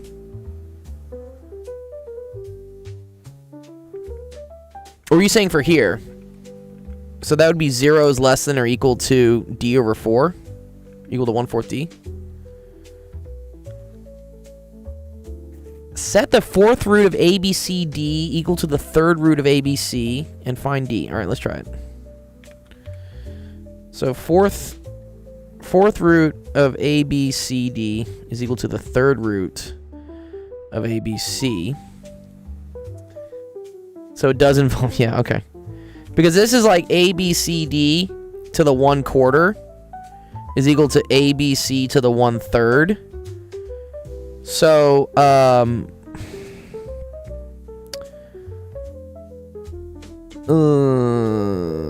gonna raise both sides to the 12th. I need like the least common multiple of these two. So I'm gonna do this to the 12th. I'm gonna do this to the 12th, and that gets me ABCD to the 3rd is equal to ABC to the 4th. Okay. So ABC cubed, D cubed, equals ABC all to the 4th. Move it over. Oh, D equals ABC. Oh, okay. What does that help me with, though? D equals ABC?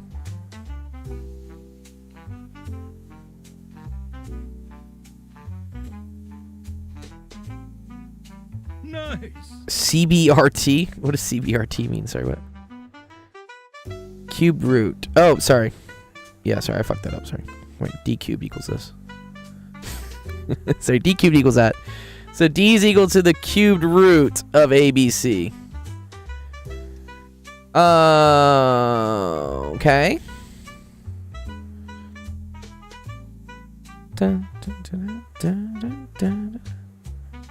Thank you, stupid Twitch. Appreciate it. I always need someone to like call me out. Yeah, that was a fumble.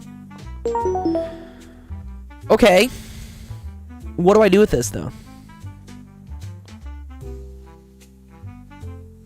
Because I got what D is. But then how does that relate to this? So wait, oh, okay, wait. So is D less than or equal to A plus B plus C over 3?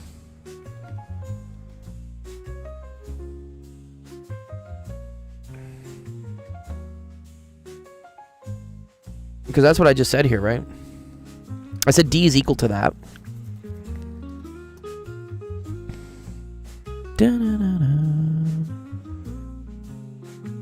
Hey, maybe help me with my homework whenever you get the chance. It's uploaded on the Discord. It's an initial value diffie-q problem. Okay. The best thing is to put it in the queue, so that I'll know when to get to it. But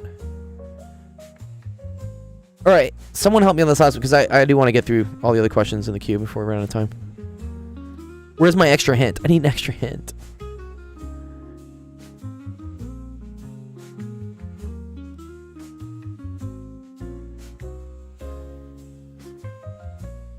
I think you can try square root of AB is less than or equal to A plus B over 2 first. Maybe that can help you.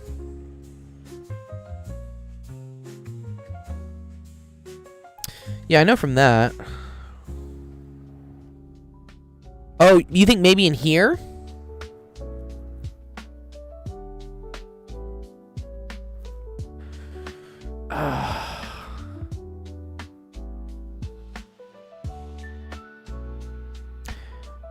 Well, I think we used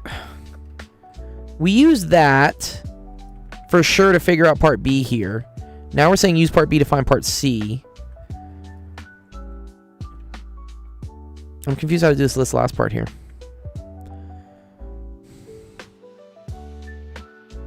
I was feeling so good about myself until this one hurt me.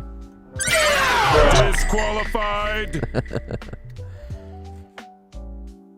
Ugh. Okay, I have an hour left, so I'm gonna say we partially did this one. I'm gonna give myself half points for at least doing it. But for part C and part D, if someone else wants to write up the solution, you sub that back into part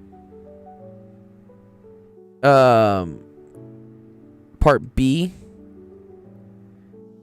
Well, I think that's what I had here, right? I said, oh, okay. Well, if D is equal to cube root of ABC, you want me to put it into here?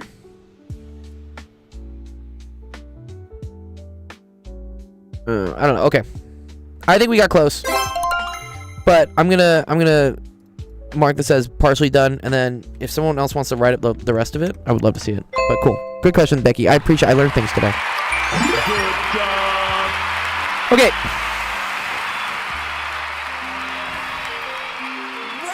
We're so close.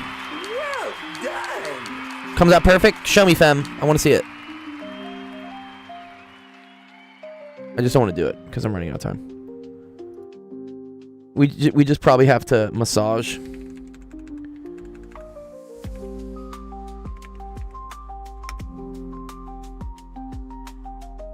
Okay, there we go. All right. This one came into.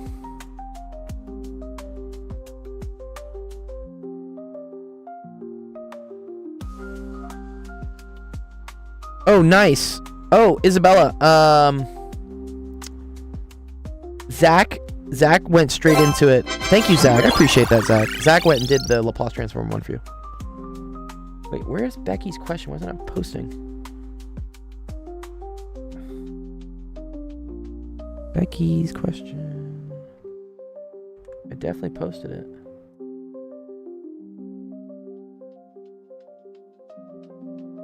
Oh, here it is. Okay, there you go. Sorry. You did number 5, not number 6? Okay. So wait, that was...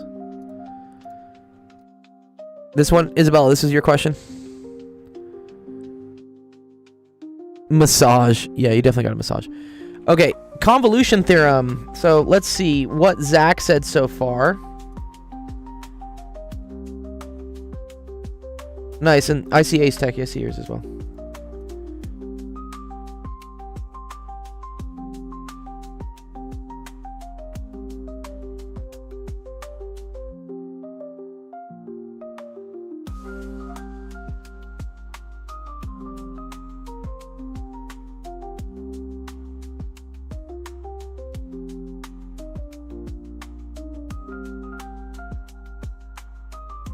Nice, Woozy. Okay. Okay, there we go. Use the convolution theorem. So Laplace of 1, Laplace of s squared plus 1. What's going on here? Actually, I actually don't know how to do this. Sorry, what?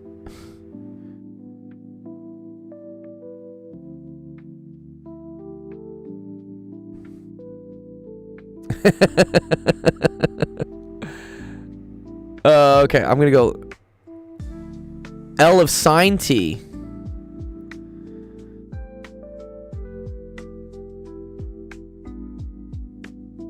Oh, for this should have been L of sine t.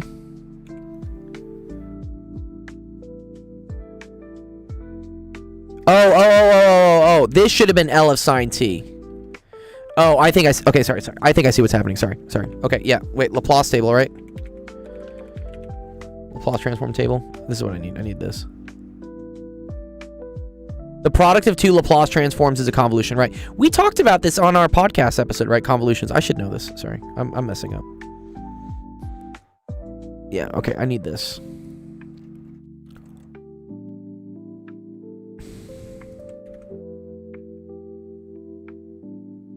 Okay.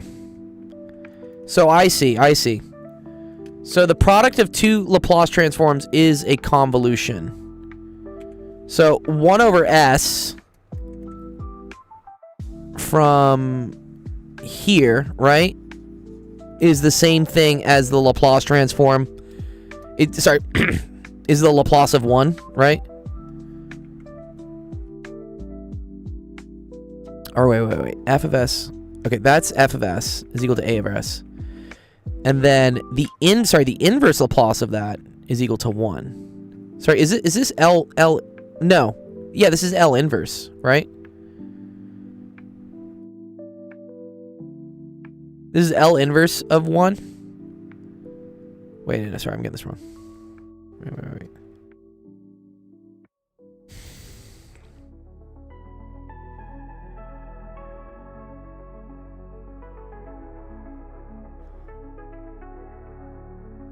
Oh, okay. L inverse of 1 over s. Got it. Is equal to 1.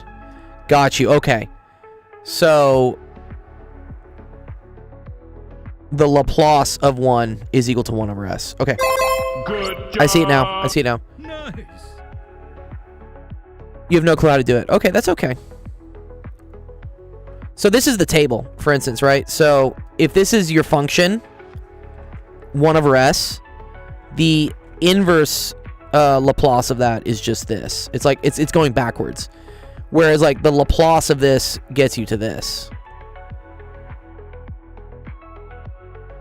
Right? If e to the if 1 is equal to that, then the Laplace of 1 gets you this. Yes. So this column right here is the same thing as the Laplace of the inverse Laplace of f of s. They're just ways of going backwards and forwards. Okay. So what Zach is doing for this first one is realizing that 1 over s squared plus 1 is the same thing as 1 over s times 1 over s squared plus 1. And that 1 over s, right, from here, a over s, is the same thing as the inverse Laplace of just 1. Or sorry, just the Laplace of 1, sorry. 1 over s, right, is equal to the Laplace of 1. You got part? Yo, nice. Thanks, fam. So this is the same thing as the Laplace transform of 1. And then s squared plus 1. So you look here on the table, like, where is s squared plus 1? And then I guess it's a sine thing is what it is, right? Yeah. Oh, you had to subtract the cube root and combine terms? Awesome. S squared plus 1. Where is that, though? Sorry. Nice. Where? Okay, here it is. Here it is. Yeah, okay. So this, right? So from this part,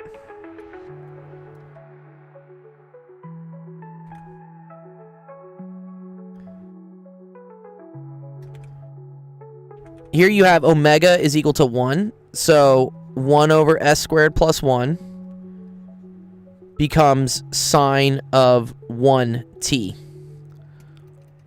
Cool. So this is the same thing as the Laplace transform of sine of t. Okay. The Laplace of this equals this. And the inverse Laplace of this is equal to this.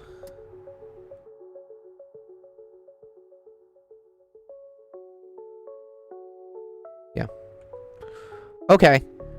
So then, but the product of Laplace transforms is the integral from 0 to t.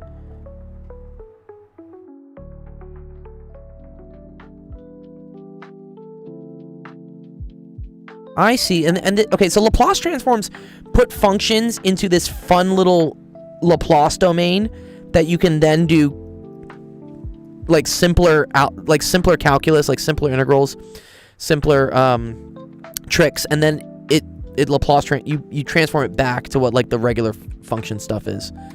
So okay, where is that from? Sorry, convolution, Laplace convolution. I'm starting. People talk about how do I get so good at math. It's struggling with things that I have like kind of a grasp on, but I'm not 100% sure with, which is, yes, Laplace convolution stuff, theorem.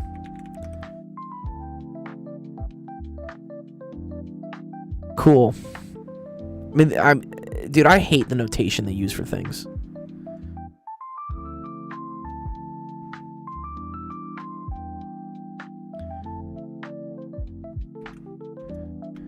Okay. Now, wait a minute, Zach, here. What about this 1 minus t thing here, though? Clickbait's problems are too hard.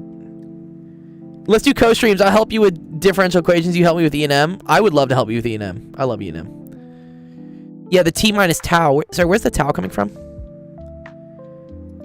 Oh, it's not a 1. All right, sorry, 1 second. I want to understand where that came from, though.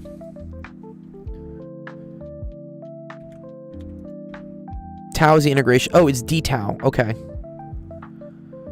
So wait, but one of them has to be 1 minus tau? But I don't... Did you do that here? I didn't see any 1 minus tau.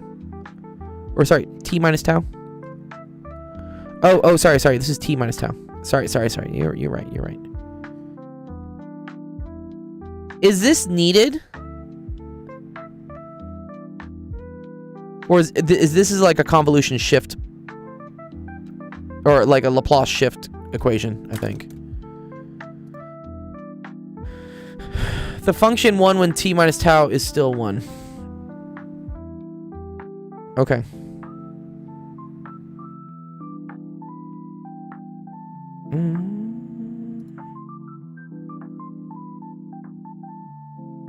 Okay. I see the t minus tau is coming up here. Bro, I have a problem. I do every math problem on PC, but I can't do it on paper. Start getting good at paper. You know, can't be dependent on the pixels all the time.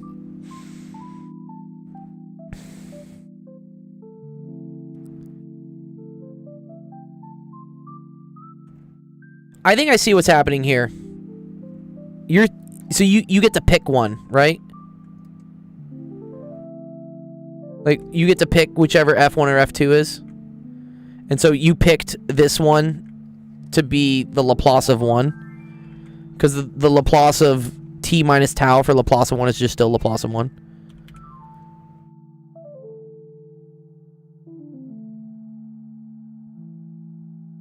Okay, and then that's from 0 to t.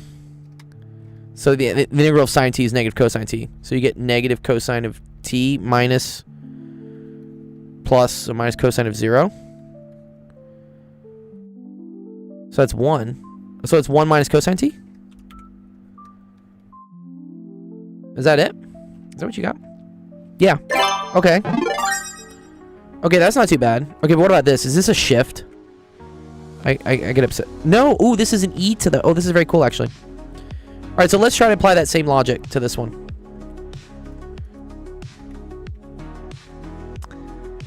So I know this, right?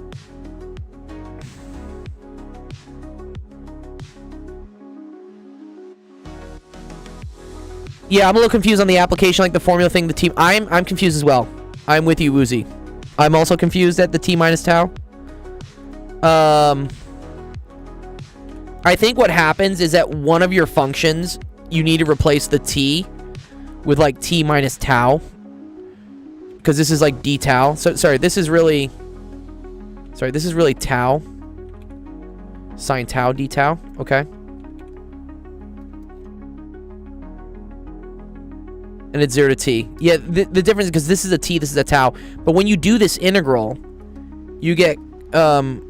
this becomes negative cosine of tau integrated from 0 to t, which then this becomes negative cosine of t, because t goes in for tau, 0 goes in for tau, and then you get this. I think what Zach's doing is being clever and noticing that one of the functions, you have to replace the t with a t minus tau, so you might as well replace this one with t minus tau, because one doesn't care about t or tau. Correct me if I'm wrong. Yeah, Zach says correct. Okay, I think where this is going to get tricky, though, is I'm not going to be able to make the same trick here. So let's look. So this looks like 1 over s plus 1. Chat, quote this guy. This is this times this. So in this case, this is a is equal to 2. So I get, this is the Laplace transform of e to the minus 2t, and then this is, sorry, wait, no, fuck, this is a equals 1. What am I doing? Damn it. Okay, a equals 1, so this is e to the minus t. This is a equals 2, which is the Laplace transform of e to the negative 2t. Okay, so now I have to do the integral from 0 to t of one of the functions with t in it, and one of them with, so one of them with tau in it, so like e to the minus tau. And actually, here, I'm going to choose this one to have the t minus tau. So this is e to the negative t minus tau, right? And then this is e to the negative 2 tau, d tau. Because I think, Zach, I get to choose either one. Yeah, Legendre polynomials suck, dude. But now I can combine these, right? Because I have same base being multiplied by each other. This is pre-calc, right? How do we deal with exponents? So this is e to the negative t plus tau minus 2 tau d tau. So this just becomes 0 to t e to the negative t minus tau d tau.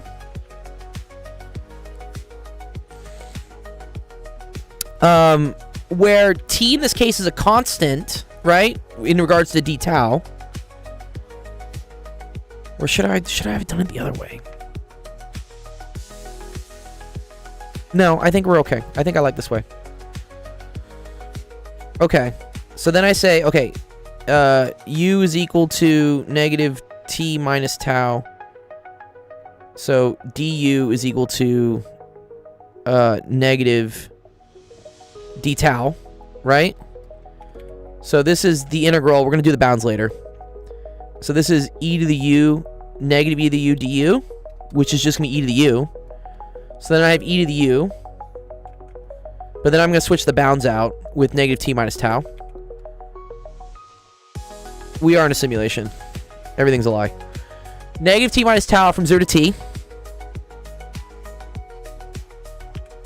And then this becomes e to the negative t minus e to the negative t minus 0, right? So this is e to the negative 2t minus e to the negative t. Is that it? Is that the answer? Sorry, and there's a negative. Yep. No, you're not crazy. Sorry, I fucked up. Negative. No, you're good. So then, negative all this. So then, yeah, just flip the signs. Put that one over here. There you go.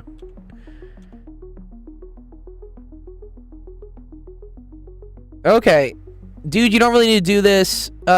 Just pull out the e to the negative t by homogeneity and apply the typical integral. Oh, I see. Yeah, okay, so, yeah. Herd's actually right. So, I could have, right here, just expressed this as e to the negative t, e to the negative tau, and then I could have pulled this out.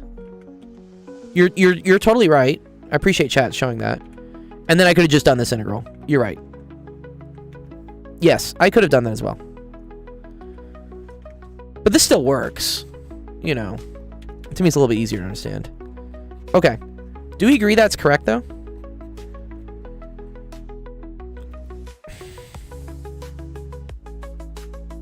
Let's ask chat. Let's ask chat.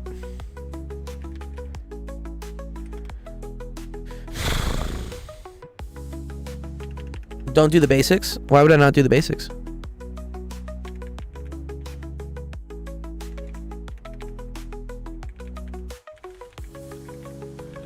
Yeah, do the hard way, dude. It builds character. What? Actually, sorry, I didn't tell it was a Laplace transform.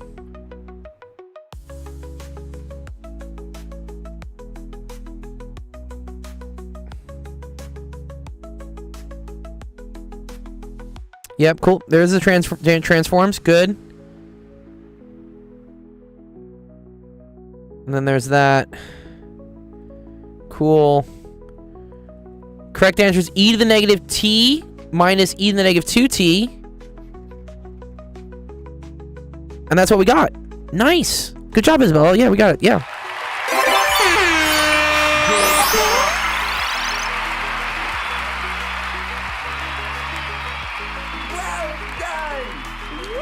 Does that make sense, Woozy? How we did it? I'm slowly getting better at convolution theorem. Sorry, at Laplace transforms.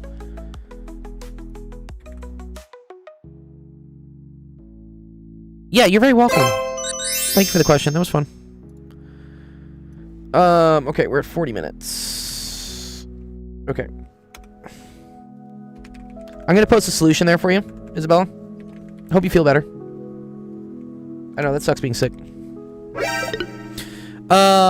Cool. Yeah, and then Zach said he already also did the other DiffyQ question. So, to the other person in my Discord who posted, AC Techie. I'm not going to go through it just because the queue's quite long. I want to get through everyone else's questions real quick.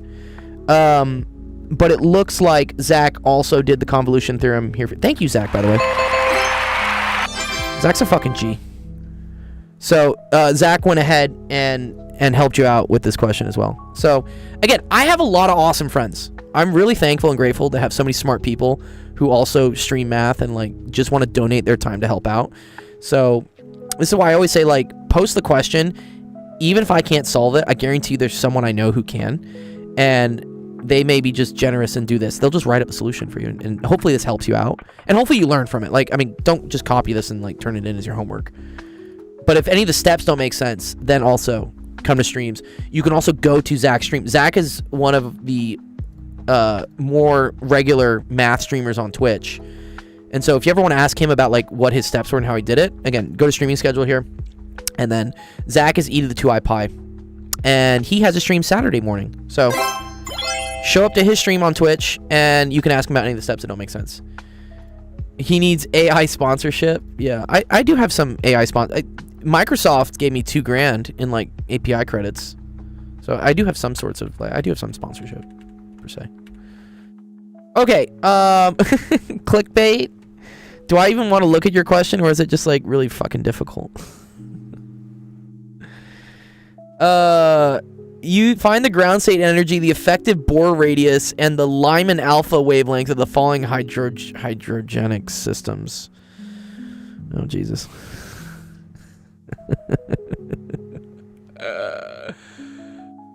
Oh, this would hurt me so much.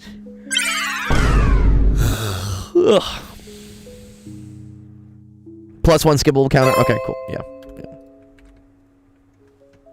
I might do it later, clickbait, if I have time. Let me how about some people that I know I can help out.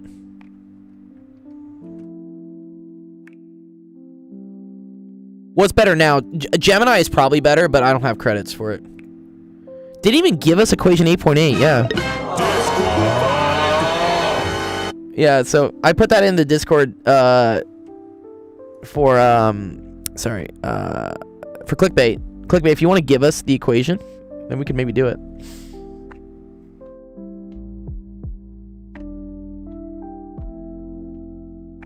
Oh, and thank you, Fem. Fem posted the solution to this one. Very cool. I'm going to check this out later. Thank you. That's cool. All right, let's see.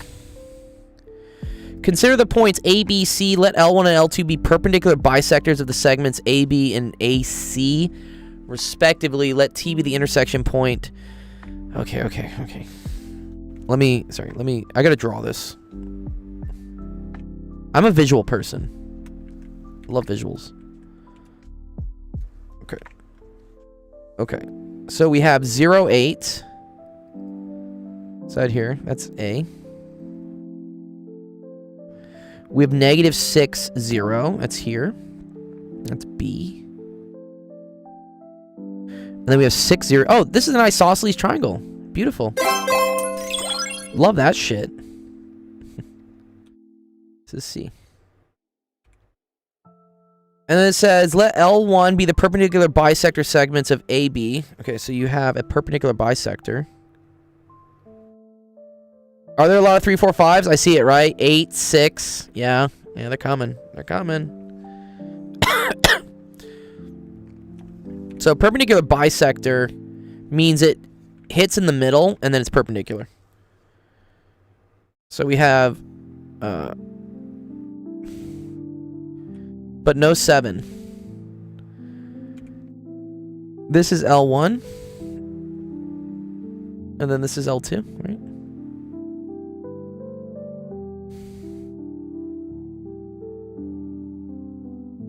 I don't know if it actually lines up in the middle like that. That would be cool if it actually goes through 0. I don't know if it does. It looks fun that it does.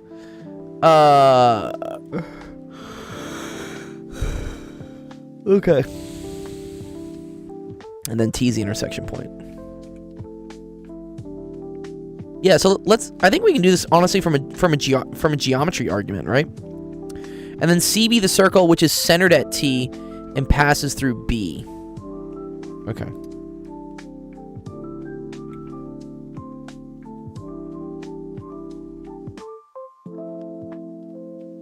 So like something like this maybe? Wait, if it's centered at this and it goes through this, shouldn't it also go through this one as well? Okay. Well, let's see. Okay. So, yes, if this is negative 6, 0, and this is 0, 8, this is the same thing as a 3, 4, 5. So I know this length here is 10. Does that help me make it? Oh, then I know that this distance is 5. Does that help me out? I don't think so, though, right? I know that this is 5. Because this whole, right? Because this is a 3 times 2, 4 times 2, 5 times 2. This is 5.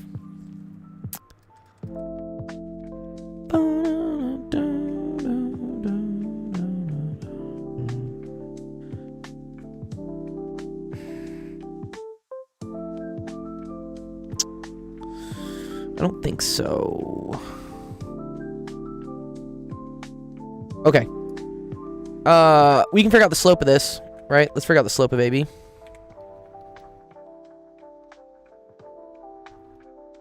I'm gonna get the equations of the lines and I'm gonna have them intersect. That's an x56. Yeah, what's x56 though? Don't know what that is, bro. Okay, slope of AB is gonna be 8 minus 0 over 0, or 0 minus 6. So that's equal to 4/3. Okay, so then the slope, and then let's get the midpoint, right? The midpoint is going to be equal to 3, 4, right? So now we have the slope of AB. I have the midpoint. So if I want the equation of the line of the bisector, I need the perpendicular line to AB. So we'll say let's say like AB perp. Negative 3/4, thank you. AB perp is going to be, has a slope of 3/4, so that's going to be y minus 4 is equal to 3/4 x minus 3, so x plus 3. And then that means, oh, and sorry, it's negative 3/4, yeah.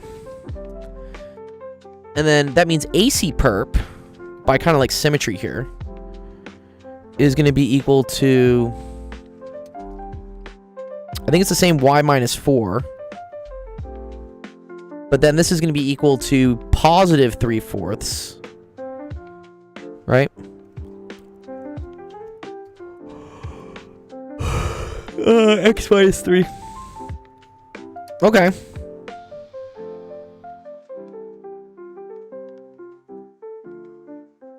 Oh, okay. So, and then I need these things to equal each other, right? So if y equals y, then this equals this. So, yeah, AC perp equals AB perp. Where does that happen? That happens when negative 3/4 x plus 3 equals 3/4 x minus 3. Cool. Cancel. So I get x plus 3, and I'm just going to move the negative over here and then switch the signs. So 3 minus x. So 2x equals 0, x equals 0. Beautiful. And if x equals 0... well, that should make sense though, right? And if x equals 0, then y equals... let's see what y equals. So y minus 4... y minus 4 equals 3/4 times negative 3.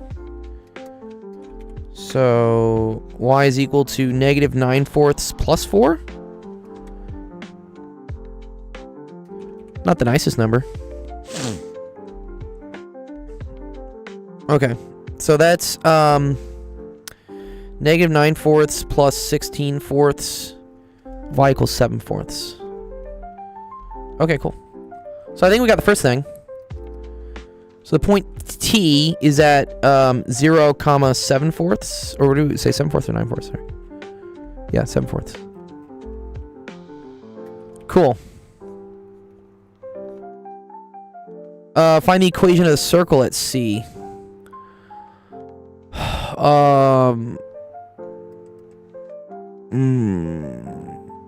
Okay.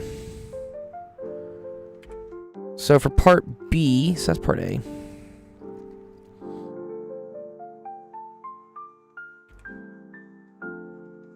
So part B, you have x minus 0 squared plus y minus 7/4 squared, good, is equal to r squared. But then to get r,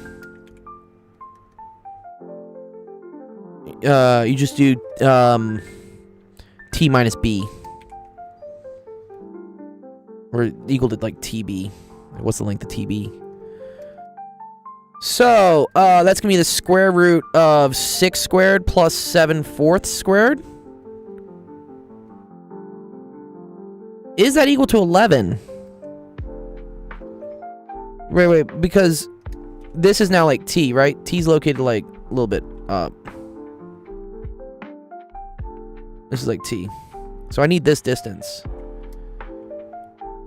Everyone knows equation 8.8.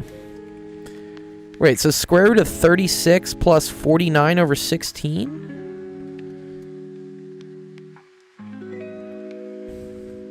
That looks ugly. Yeah, I don't know if it is.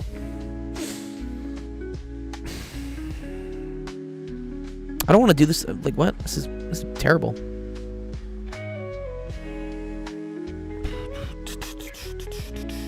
Let me double. I want to make sure I'm doing this correctly. So I'm going to have chat like just like munch on this.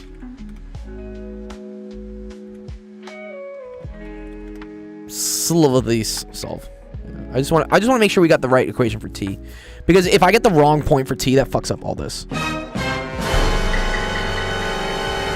And this is where AI is useful. Again, I just want to double check my work on And it might screw this up, honestly, because chat is not the best at doing like spatial reasoning. But I think maybe it's good. Also, like, chat's been doing a lot better today. It works. What do you mean it works, Fembox? BTC? Is that a Bitcoin?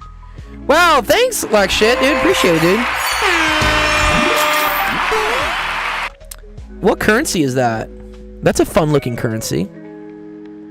20... Is that Riyadh or something? Or is that, like, yen?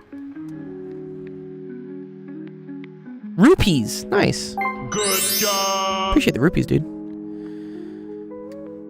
Okay, let's see. I think this got it right. Yep. Yep, 7/4, right? 0 7/4, cool. Right? 39 plus 49 over 16 is 625 over 16. Oh, it's 25/4. Very cool. All right, cool. I agree with this. Okay. Yeah, I have to do 36 times 16. What's 36 times 16? In the future, might need. I appreciate that, dude. I'm here. I will always be here. I hope. Well, not forever, but, you know, mostly. Okay. So this is square root of 576 plus 49 over 16, which is equal to square root.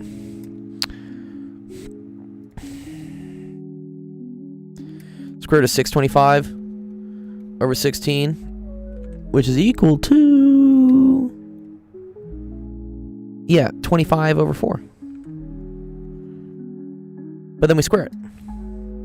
I'll be here at least another week. Yeah, exactly.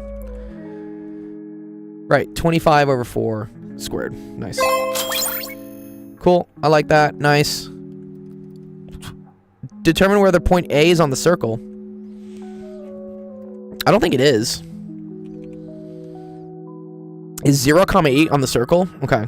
So is 0 squared plus 8 minus 7/4 squared equal to 25 over 4 squared? Or maybe, actually. Is it? It is, actually. Wow. Yeah, because that's 32 over 4 minus 7 over 4. That is 25 over 4. Nice. Cool. And then part D. Calculate the area of triangle BTC. So that is this BTC. Oh, okay. Well, you already know what the base is. And then you already know what the height is, right? So D is equal to 1/2.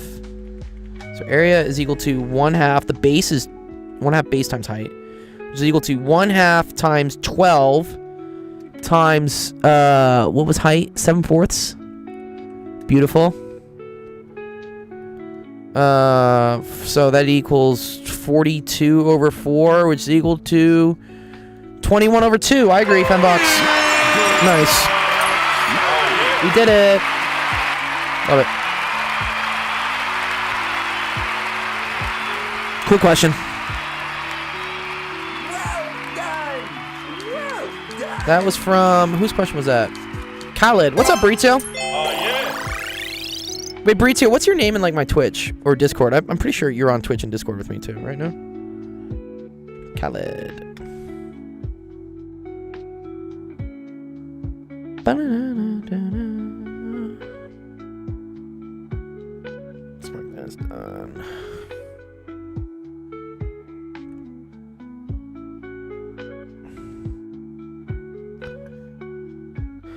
Okay, 23 minutes. What can I do in 23 minutes? Let's see.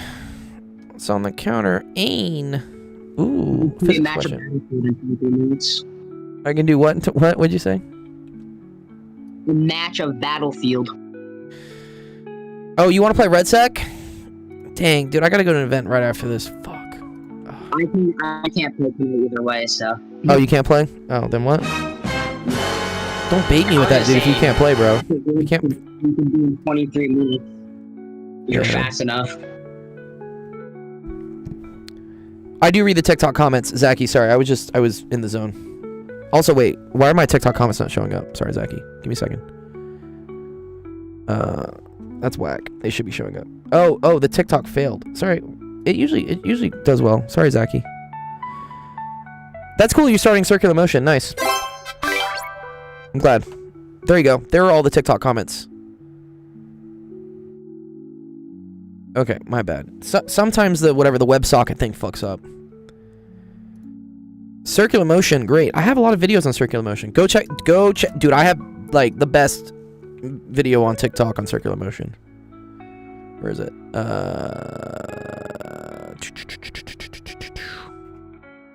Where did I put it? Here we go. Circular motion and centripetal acceleration in physics. Yeah. This one was done by, like, we had, like, some Ukrainian animators that I think we paid, like, $4 grand for this. I didn't personally. We had, like, a grant for it. But it's a really good video I made. Go watch it. Okay.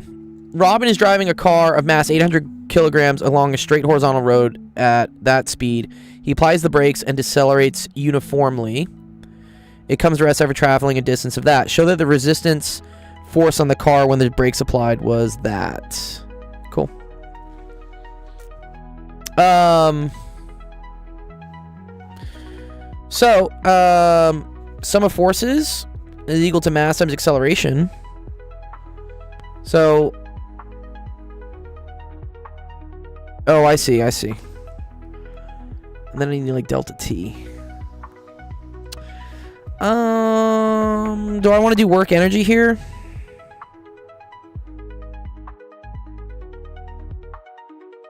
Yeah. Wait. Yes. Okay. W net is equal to the change in mechanical energy. Yep, exactly. Yep. So, and W net is equal to the force of the brakes times the distance. We assume it's uniform. Is equal to the change in kinetic energy, which it goes from having kinetic energy to having no kinetic energy. So it's just negative 1/2, and then that's gonna be m v initial squared, right? Good. So F times 125 is equal to negative 1/2 times 800 times 40 squared. And then you can just get that. So, I'm just gonna do this real quickly on like my calculator here at home. Otherwise, this will take too long. And we're running out of time. Okay, 40 squared times 800 divided by 2 divided by 125. You get 5120. Nice. Okay. Good. That's part A, or part 1. I don't know how many of these parts I'll get through. I'll try to do as many of them as I can. Find the time it takes for it to come to rest. That's cool. So force is also equal to mass times acceleration, which is equal to m delta v over delta t. And so you can say that 5120 is equal to 800, and then the change in the velocity is 40. Technically it's all negative, but like whatever. You just know it's opposing the motion. Over delta t. So then delta t is equal to, what's that, 32,000? Yeah, 32,000 over 5120. So about 6 seconds?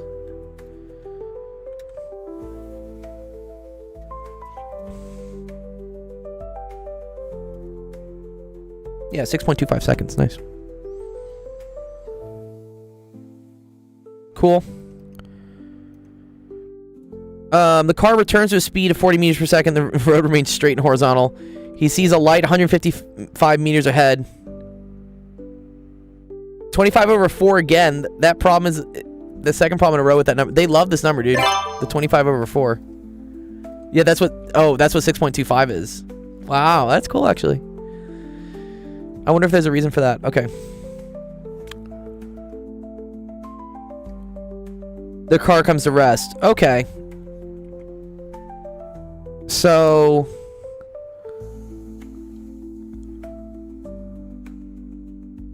he takes a short time to react and then applies the brakes, and he comes to rest right before it reaches the red light.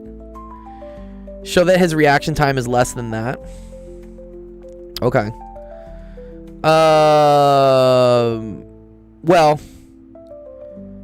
So you know, he can break 125 meters in 6.25 seconds, right? Oh, wait, sorry. Let me think what I'm thinking about here, sorry. Yeah. You know if he applies the brakes, he can stop within 125 meters, okay? So the amount of time he gets to be dumb and not react is the 155 minus 125. Right? So 30 meters of no braking. Because if I brake, I can brake in 125. But the light's 155 ahead. So I'm allowed to spend 30 meters not braking. So then 30 meters divided by 40 meters per second, that gets you 0.75 seconds. So yes, if the reaction time is more than that, then he fucks up. Oh, yeah, sorry, braking, yeah. Where's Sensation to yell at me for my English spelling? Sensation, where you at? I miss you. Okay. The stopping distance is the total distance traveled while the reaction applies the brake. For the rest of this question, assume that Robin is still driving the car and has a reaction time of 0.675. Okay. Calculate the stopping distance when he's driving at 20 meters per second. Oh, I see. So, okay, stopping distance.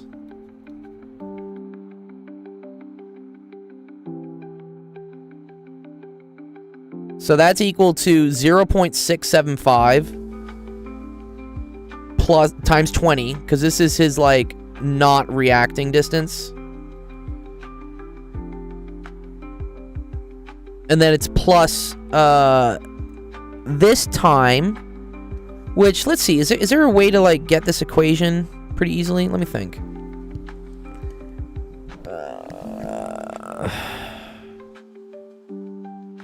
Yeah, wait. We always know it's 51. Okay, wait. Yes, yeah, okay. Wait. 51.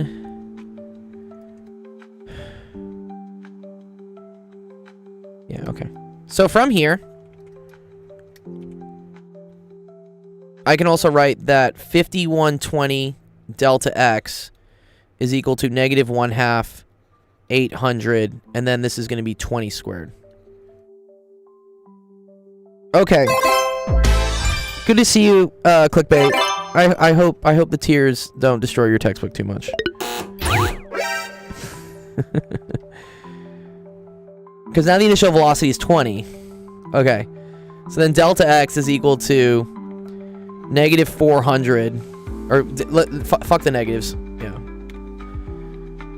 400 times 400. Oh, which is 1600. Or, 400 squared.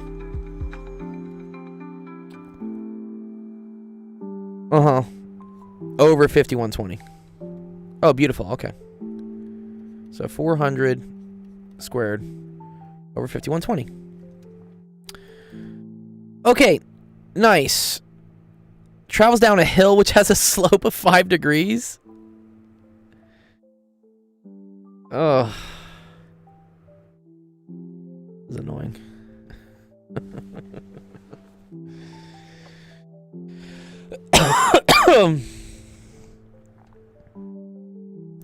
Because now your braking force is getting opposed by friction. Sorry, opposed by gravity. This is too funny. So this is part 4. Part 5. Okay, so stopping distance still equals it still equals 0.675 times 20. Okay.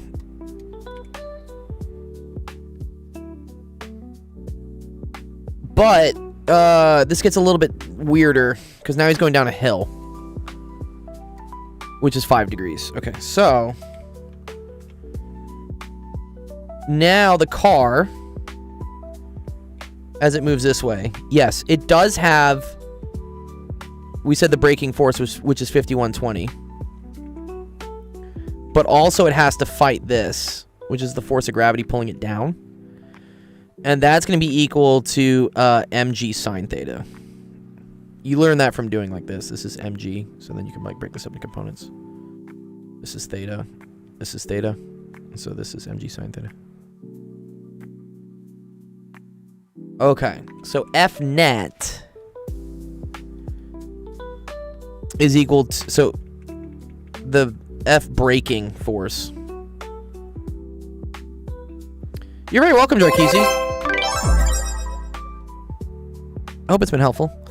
This is 5120 minus what is what's the fucking weight of this thing? 800? Yeah, 800. 9.8 sine of 5 degrees. The goat himself, Dr. Gold. The golden goat. The golden goat, dude. 5120 minus 800 times 9.8 sine of 5 degrees. Okay.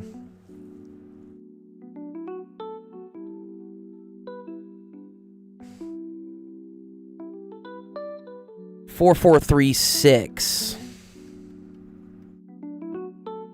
0.7. Okay. So it's actually really cool. F delta, right, is equal to... Wait, oh, the interesting thing here, though. Okay. I don't think I have to worry about potential energy, though, right? Do we have to worry about potential energy when I do this? Because network is changing kinetic energy, right? Yeah. I don't care about potential. Okay.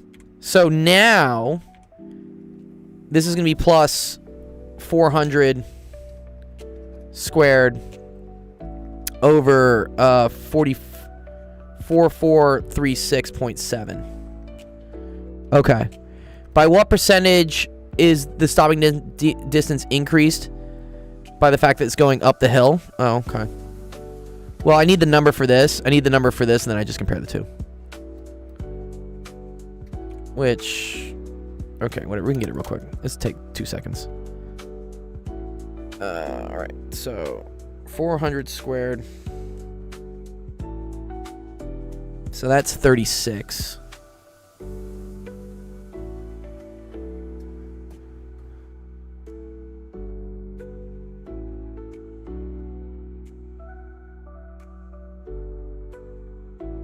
This is 31.25.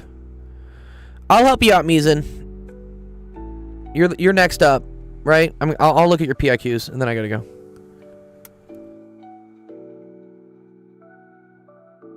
This is 13.5. Okay, so the first one. So this one was 44.75 meters.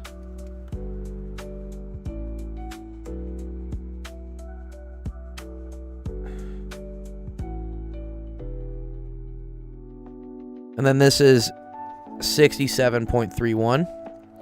So then the increase, so percentage increase,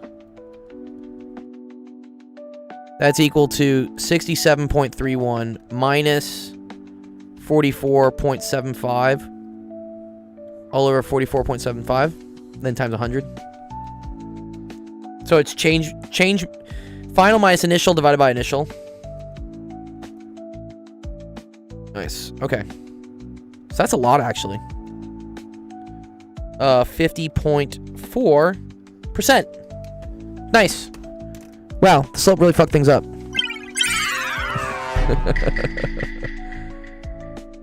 I think. Yeah, didn't it? Wait, let me make sure I did that right. Wait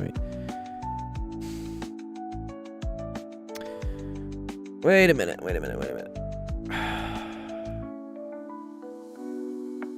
Yeah, 36. Wait. No, it shouldn't have been that different. Sorry, wait, one sec. What did I do wrong here?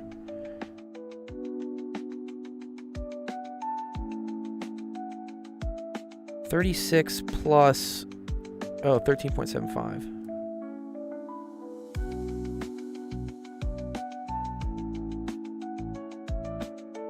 Oh, okay, one sec. 13.5. I fucked this up. Too many numbers floating around. Sorry, 49.56. Okay. I was like 50% from a 5-degree like, that doesn't make any sense. No, I screwed this up. This is 49.56. Got it. Okay. Alright, we just gotta change this.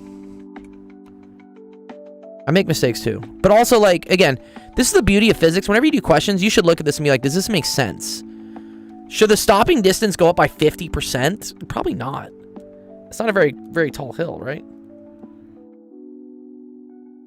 So it's always good to double check your answers that way. This makes a lot more sense to me. Right, and this is equal to, good, 10.7, 10.8%. Okay, this makes more sense to me. I agree with this. Cool. All right, cool. Good question, Ain.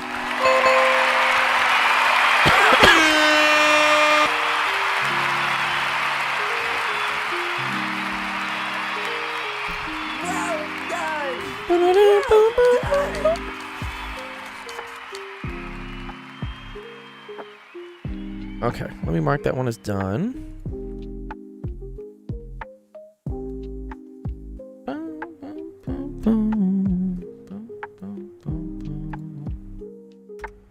Gold. Is gold actually your favorite color? Yeah, it is my favorite color. Is there a reason why it's your theme? There's like infinite reasons for like why gold I feel like is the best color.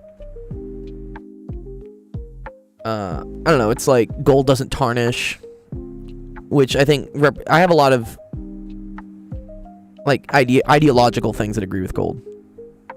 I believe in like being unapologetically you, and like stay gold's another really cool quote I like. I think it's from like some movie.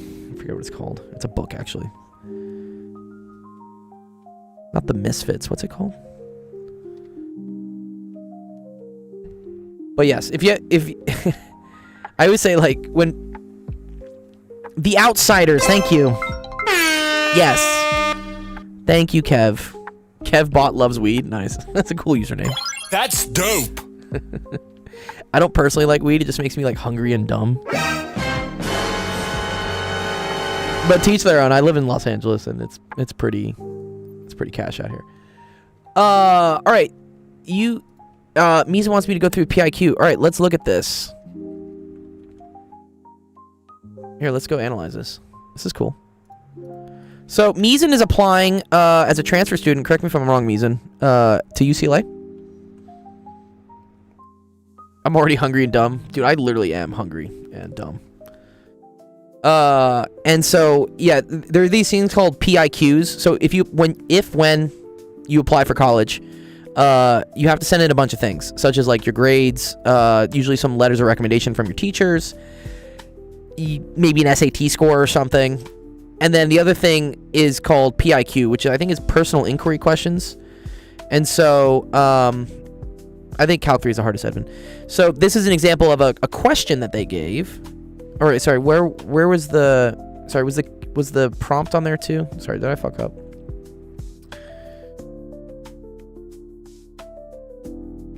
Okay. Wait, and then what's the stuff at the bottom? Sequence, focus, how to integrate, mentorship. Sorry, what's this?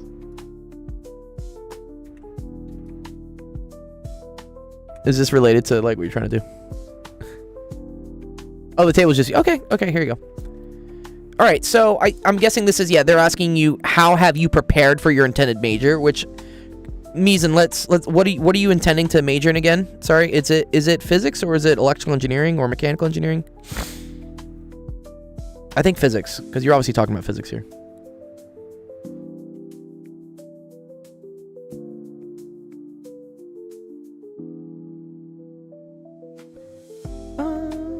Physics or mechie, but I am applying as physics for UCLA. Great.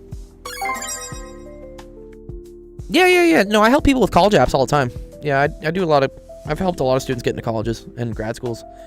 Yeah, also smart for you to apply into physics because that's significantly less competitive than engineering. Everyone wants to go into engineering because it's like, oh, I can make money or something, you know. But physics is definitely the more Chad major to go into. If you're a real G, you go do physics. But that's why it scares off most people. And there's not as much competition for it. So, yeah, I 100% agree you should go in as physics. So let's read. My first introduction came from Neil deGrasse Tyson, astrophysics who hosted the Cosmos, and instantly being engrossed in the subject. I would maybe change the word engrossed. Engrossed me like sounds weird. Enthralled maybe? Maybe like enthralled. Or yeah. This is always where like this is where ChatGPT is great, because I would just say like, hey, what's another word for engrossed, and it would come up with something better. And it lit a passion in me. To ask question about the laws for us, I cannot see. Maybe also different wording here, and sparked, right? Like sparked. It lit. It opened my eyes to the endless potential, and I felt. Yeah, you can get rid of the comma here, and to learn more. Once I started at my community college, I cleared out the engineering was the link between the answer to these questions. This my driving force and my first project. So I would maybe here. Again, I know you're limited by the number of words you get, Mizan, but just because I just think it's like these admissions people read thousands of these. So if anything isn't clear to them, they instantly kind of like move on. If I saw this, I'd be like, oh, engineering. Like, what? Why the fuck is he talking about engineering? I would maybe say, like, my engineering classes. I don't know, like, you know, my engineering classes. Because... Or... engineering was the link.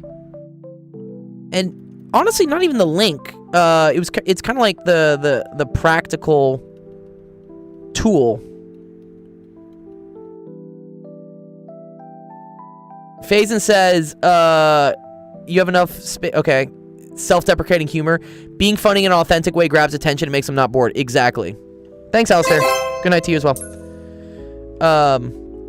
Yeah, okay, so here I would maybe like either don't talk about the engineering, or you want to like quickly show or tell them. Tell the reader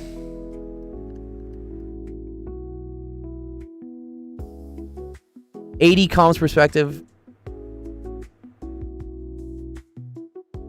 Ooh, I like this. Yes, here. I'm gonna copy this in just from Laz. Laz is great. Here, we're gonna put Laz's thing in here. I'll give you this screenshot as well, so you'll get everything here.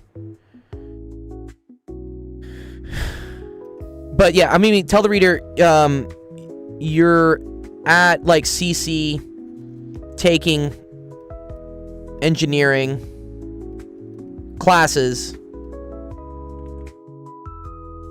and realizing like the word here they like is like tabletop physics. Tabletop physics is kind of described as, they call it like back of the envelope physics. It's physics experiments you can do that are accessible by everyday people, but that can demonstrate really cool concepts in physics. Is the link. I would maybe like relate it to that. Okay.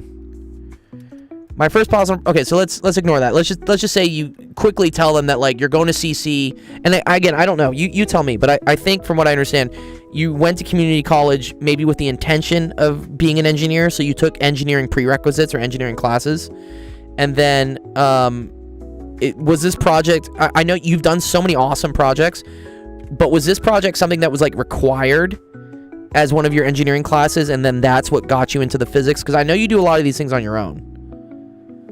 But yeah, maybe here. I know you're typing, so I'll wait for you to type.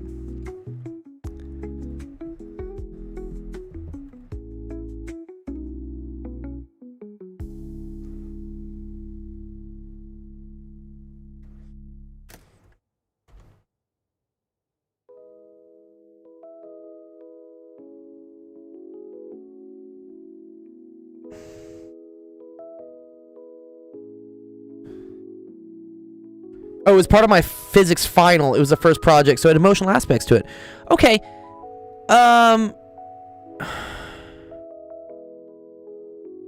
Then maybe So sorry. What's the engineering aspect? So when you go to apply to college, are they going to see a bunch of engineering courses? I'm just curious, like, why we're even mentioning engineering. If that makes sense. Like, do we need to mention engineering, or can we just say that you're doing things in physics and then this is awesome? Because PIQs are also a great time to, again, explain any, like, confusion. You're applying as an engineer as well. Oh, but I thought you said you're applying as, or are you trying to reuse this essay for 2 different majors? Is that what's happening? Like, you're applying as an engineer and as a physics one, and they're gonna use the same PIQ for, like, 2 different stuff, 2 different things. Yeah. Oh, they're used for all the application. Oh, that's annoying. So you have to kind of make this a general essay that covers both engineering major applications and physics ones. Oh man, well, that kind of sucks. And you take, well, that's okay. Then fine. Let's work in the engineering. That's fine.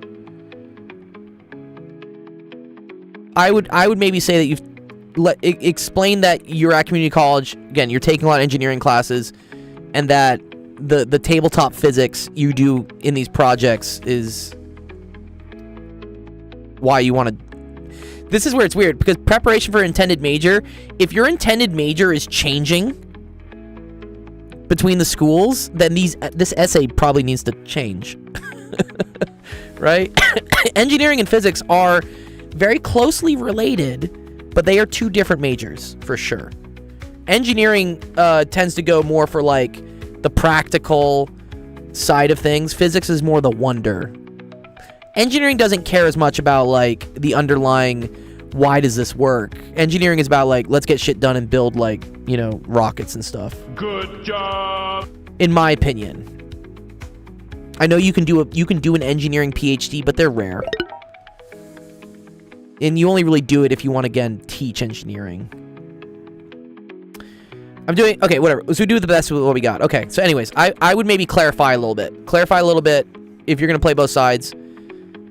Because if I'm at UCLA and you're applying for physics, I'm confused why you're mentioning engineering. But if you say that you were there taking engineering classes and the physics part and whatever the projects really got you into it, that's great. All right, let me see.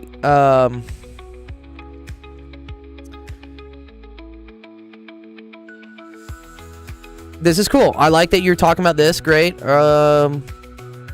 you want to save words, just write this as E and M. Laz says, another good way to think about it is physics tries to prove something can actually happen while engineering tries to scale that physics event. I like that. That's maybe something cool to bring in. Yes. Okay, which you kind of talk about this, right? True engineering is not just knowing the laws, it's harnessing them to create functional design. Let's maybe bring in a little bit of what I like what Laz is saying here. They won't understand E and M? What? Okay, maybe. I mean, if they're an engineering reader, I would hope the people doing the applications are in the major. Maybe they're not, you know, okay. But maybe let's, like, this is, like, similar, but I like this. Are not, we're not, I would not say we're not, I would say, like, are not. Currently. Yeah, okay, whatever. I have, right, whatever, just change the tense of this. Always love mathematics, which is why I chose to become a student instructor for Calculus 2. I love, okay, whatever, you'll fix the tense. Spending hours, working on integrals and finding ways to solve them. The concept that there was an error from some. Why I enjoyed solving them so much. I'll let integration be where it ended up in the top 16. Okay.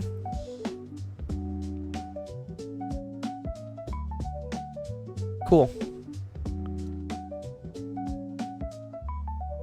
Yeah, the third paragraph, exactly, yeah. Zach is right, yeah. Zach says the third paragraph seems a little bit out of place.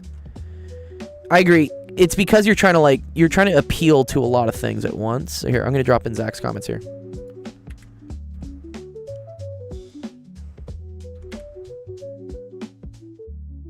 Yeah, I agree. Because physics and math do support engineering, for sure. Like, great engineers usually have a solid background in physics and math. So, yeah. I don't know if you have to, like... I mean, also, like, college's integration be top 16. Top 16 is not really, like, impressive. Sorry, I don't mean to, like, be brutal here, but, like, I would maybe, like, take this out. But maybe also talk about, you know, like, solving a problem. What's up, Emerald? Solving a problem multiple different ways.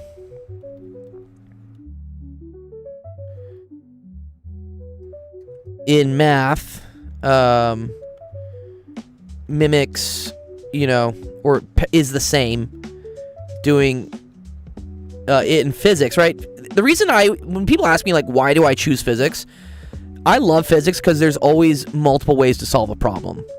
And I guess in math that is true too, to an extent. But like in physics, it's like, oh, conservation of energy, or we can do kinematics, or we can do this. So, I would say maybe solving this multiple problems is also how doing it in physics, which, you know, allows for unique solutions to seemingly impossible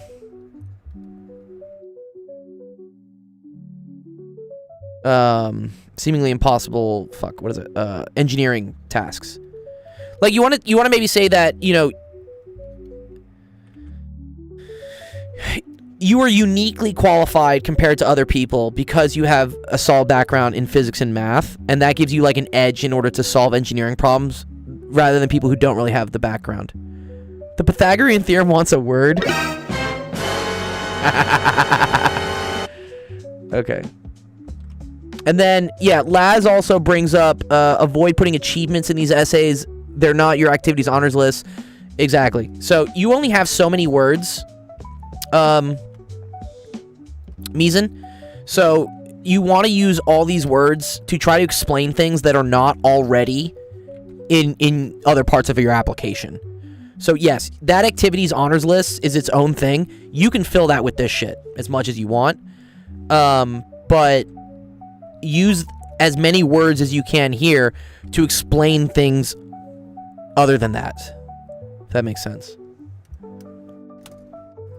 Anyway, sorry. I'm a little bit past time. I gotta go. But I hope this is helpful. Again, thank you, Laz and Zach, for having the input on this. Yeah, I love doing this, by the way. Yeah. I mean, we could even do, like, a dedicated stream as we get closer to college apps times where, like, we just review college apps. Wouldn't that be kind of fun? Like, because, again, I don't know. I haven't sat on an admissions council exactly, but I've helped a lot of students get into colleges. And Laz and Zach had some unique perspectives that I didn't think about. Yeah, right? Wouldn't it be cool? Good idea. Okay, cool. Good question there. Mizan, I'm gonna drop the screenshot in with all our notes so you can, like, go over it. Nice. Okay, so where's that?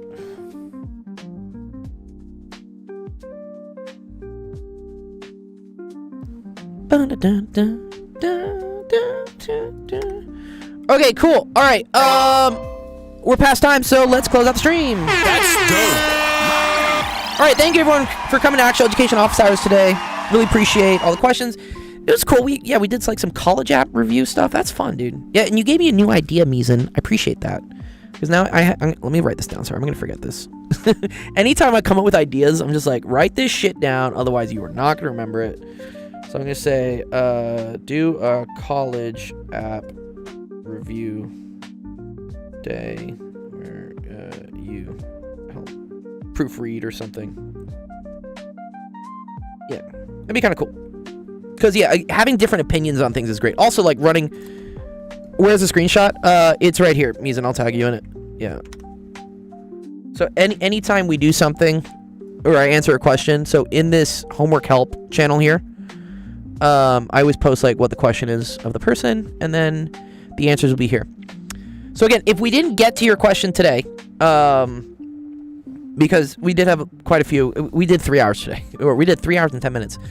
Do not worry, because those questions are going to go into our Discord, and then they'll either be answered by one of my awesome actual educator friends, or ChatGPT will attempt to answer them in 2 days, or they may get answered on another stream. Yeah. 2 minutes from pie time. Oh, is it 2 minutes from pie time? We can do the same format we did for college admissions. You sent me that, Laz. You sent me I remember you sending me those documents for Schoolhouse. 3/14/15. Oh, I see. Oh, the amount of time I've been streaming. Yeah. Okay. All right. So again, our next stream is going to be on Friday. I usually don't stream on Friday, but I am going to stream on Friday because I missed Wednesday for DJing. So if you ever want to figure out when we're streaming, again, the schedule's here. Oh, you're doing 16? Ooh, nice. Wait, Zach, are we going to play 16 on Friday? Oh, I'm super hyped for this. Oh, fuck, yeah. Okay. Yeah, actually, come by Zach's stream Friday. I would love to play. 16 is so much fun. I got in the final 3 last time. I just like totally botched the wagering one. Surprise, motherfucker. Okay, yeah, please come by tomorrow for Zach's stream. I'm definitely coming by for that. It's gonna be super fun. Okay, cool. If you're watching us on Twitch, which I highly recommend you do, it's the best platform. We're gonna go raid somebody. So let's go raid. Who's on still? Who's doing stuff? Starting math time. This looks great. This person's doing math. Let's go raid them. Cool. All right. Enjoy the rest of your Thursday. We'll see you on Friday. Peace.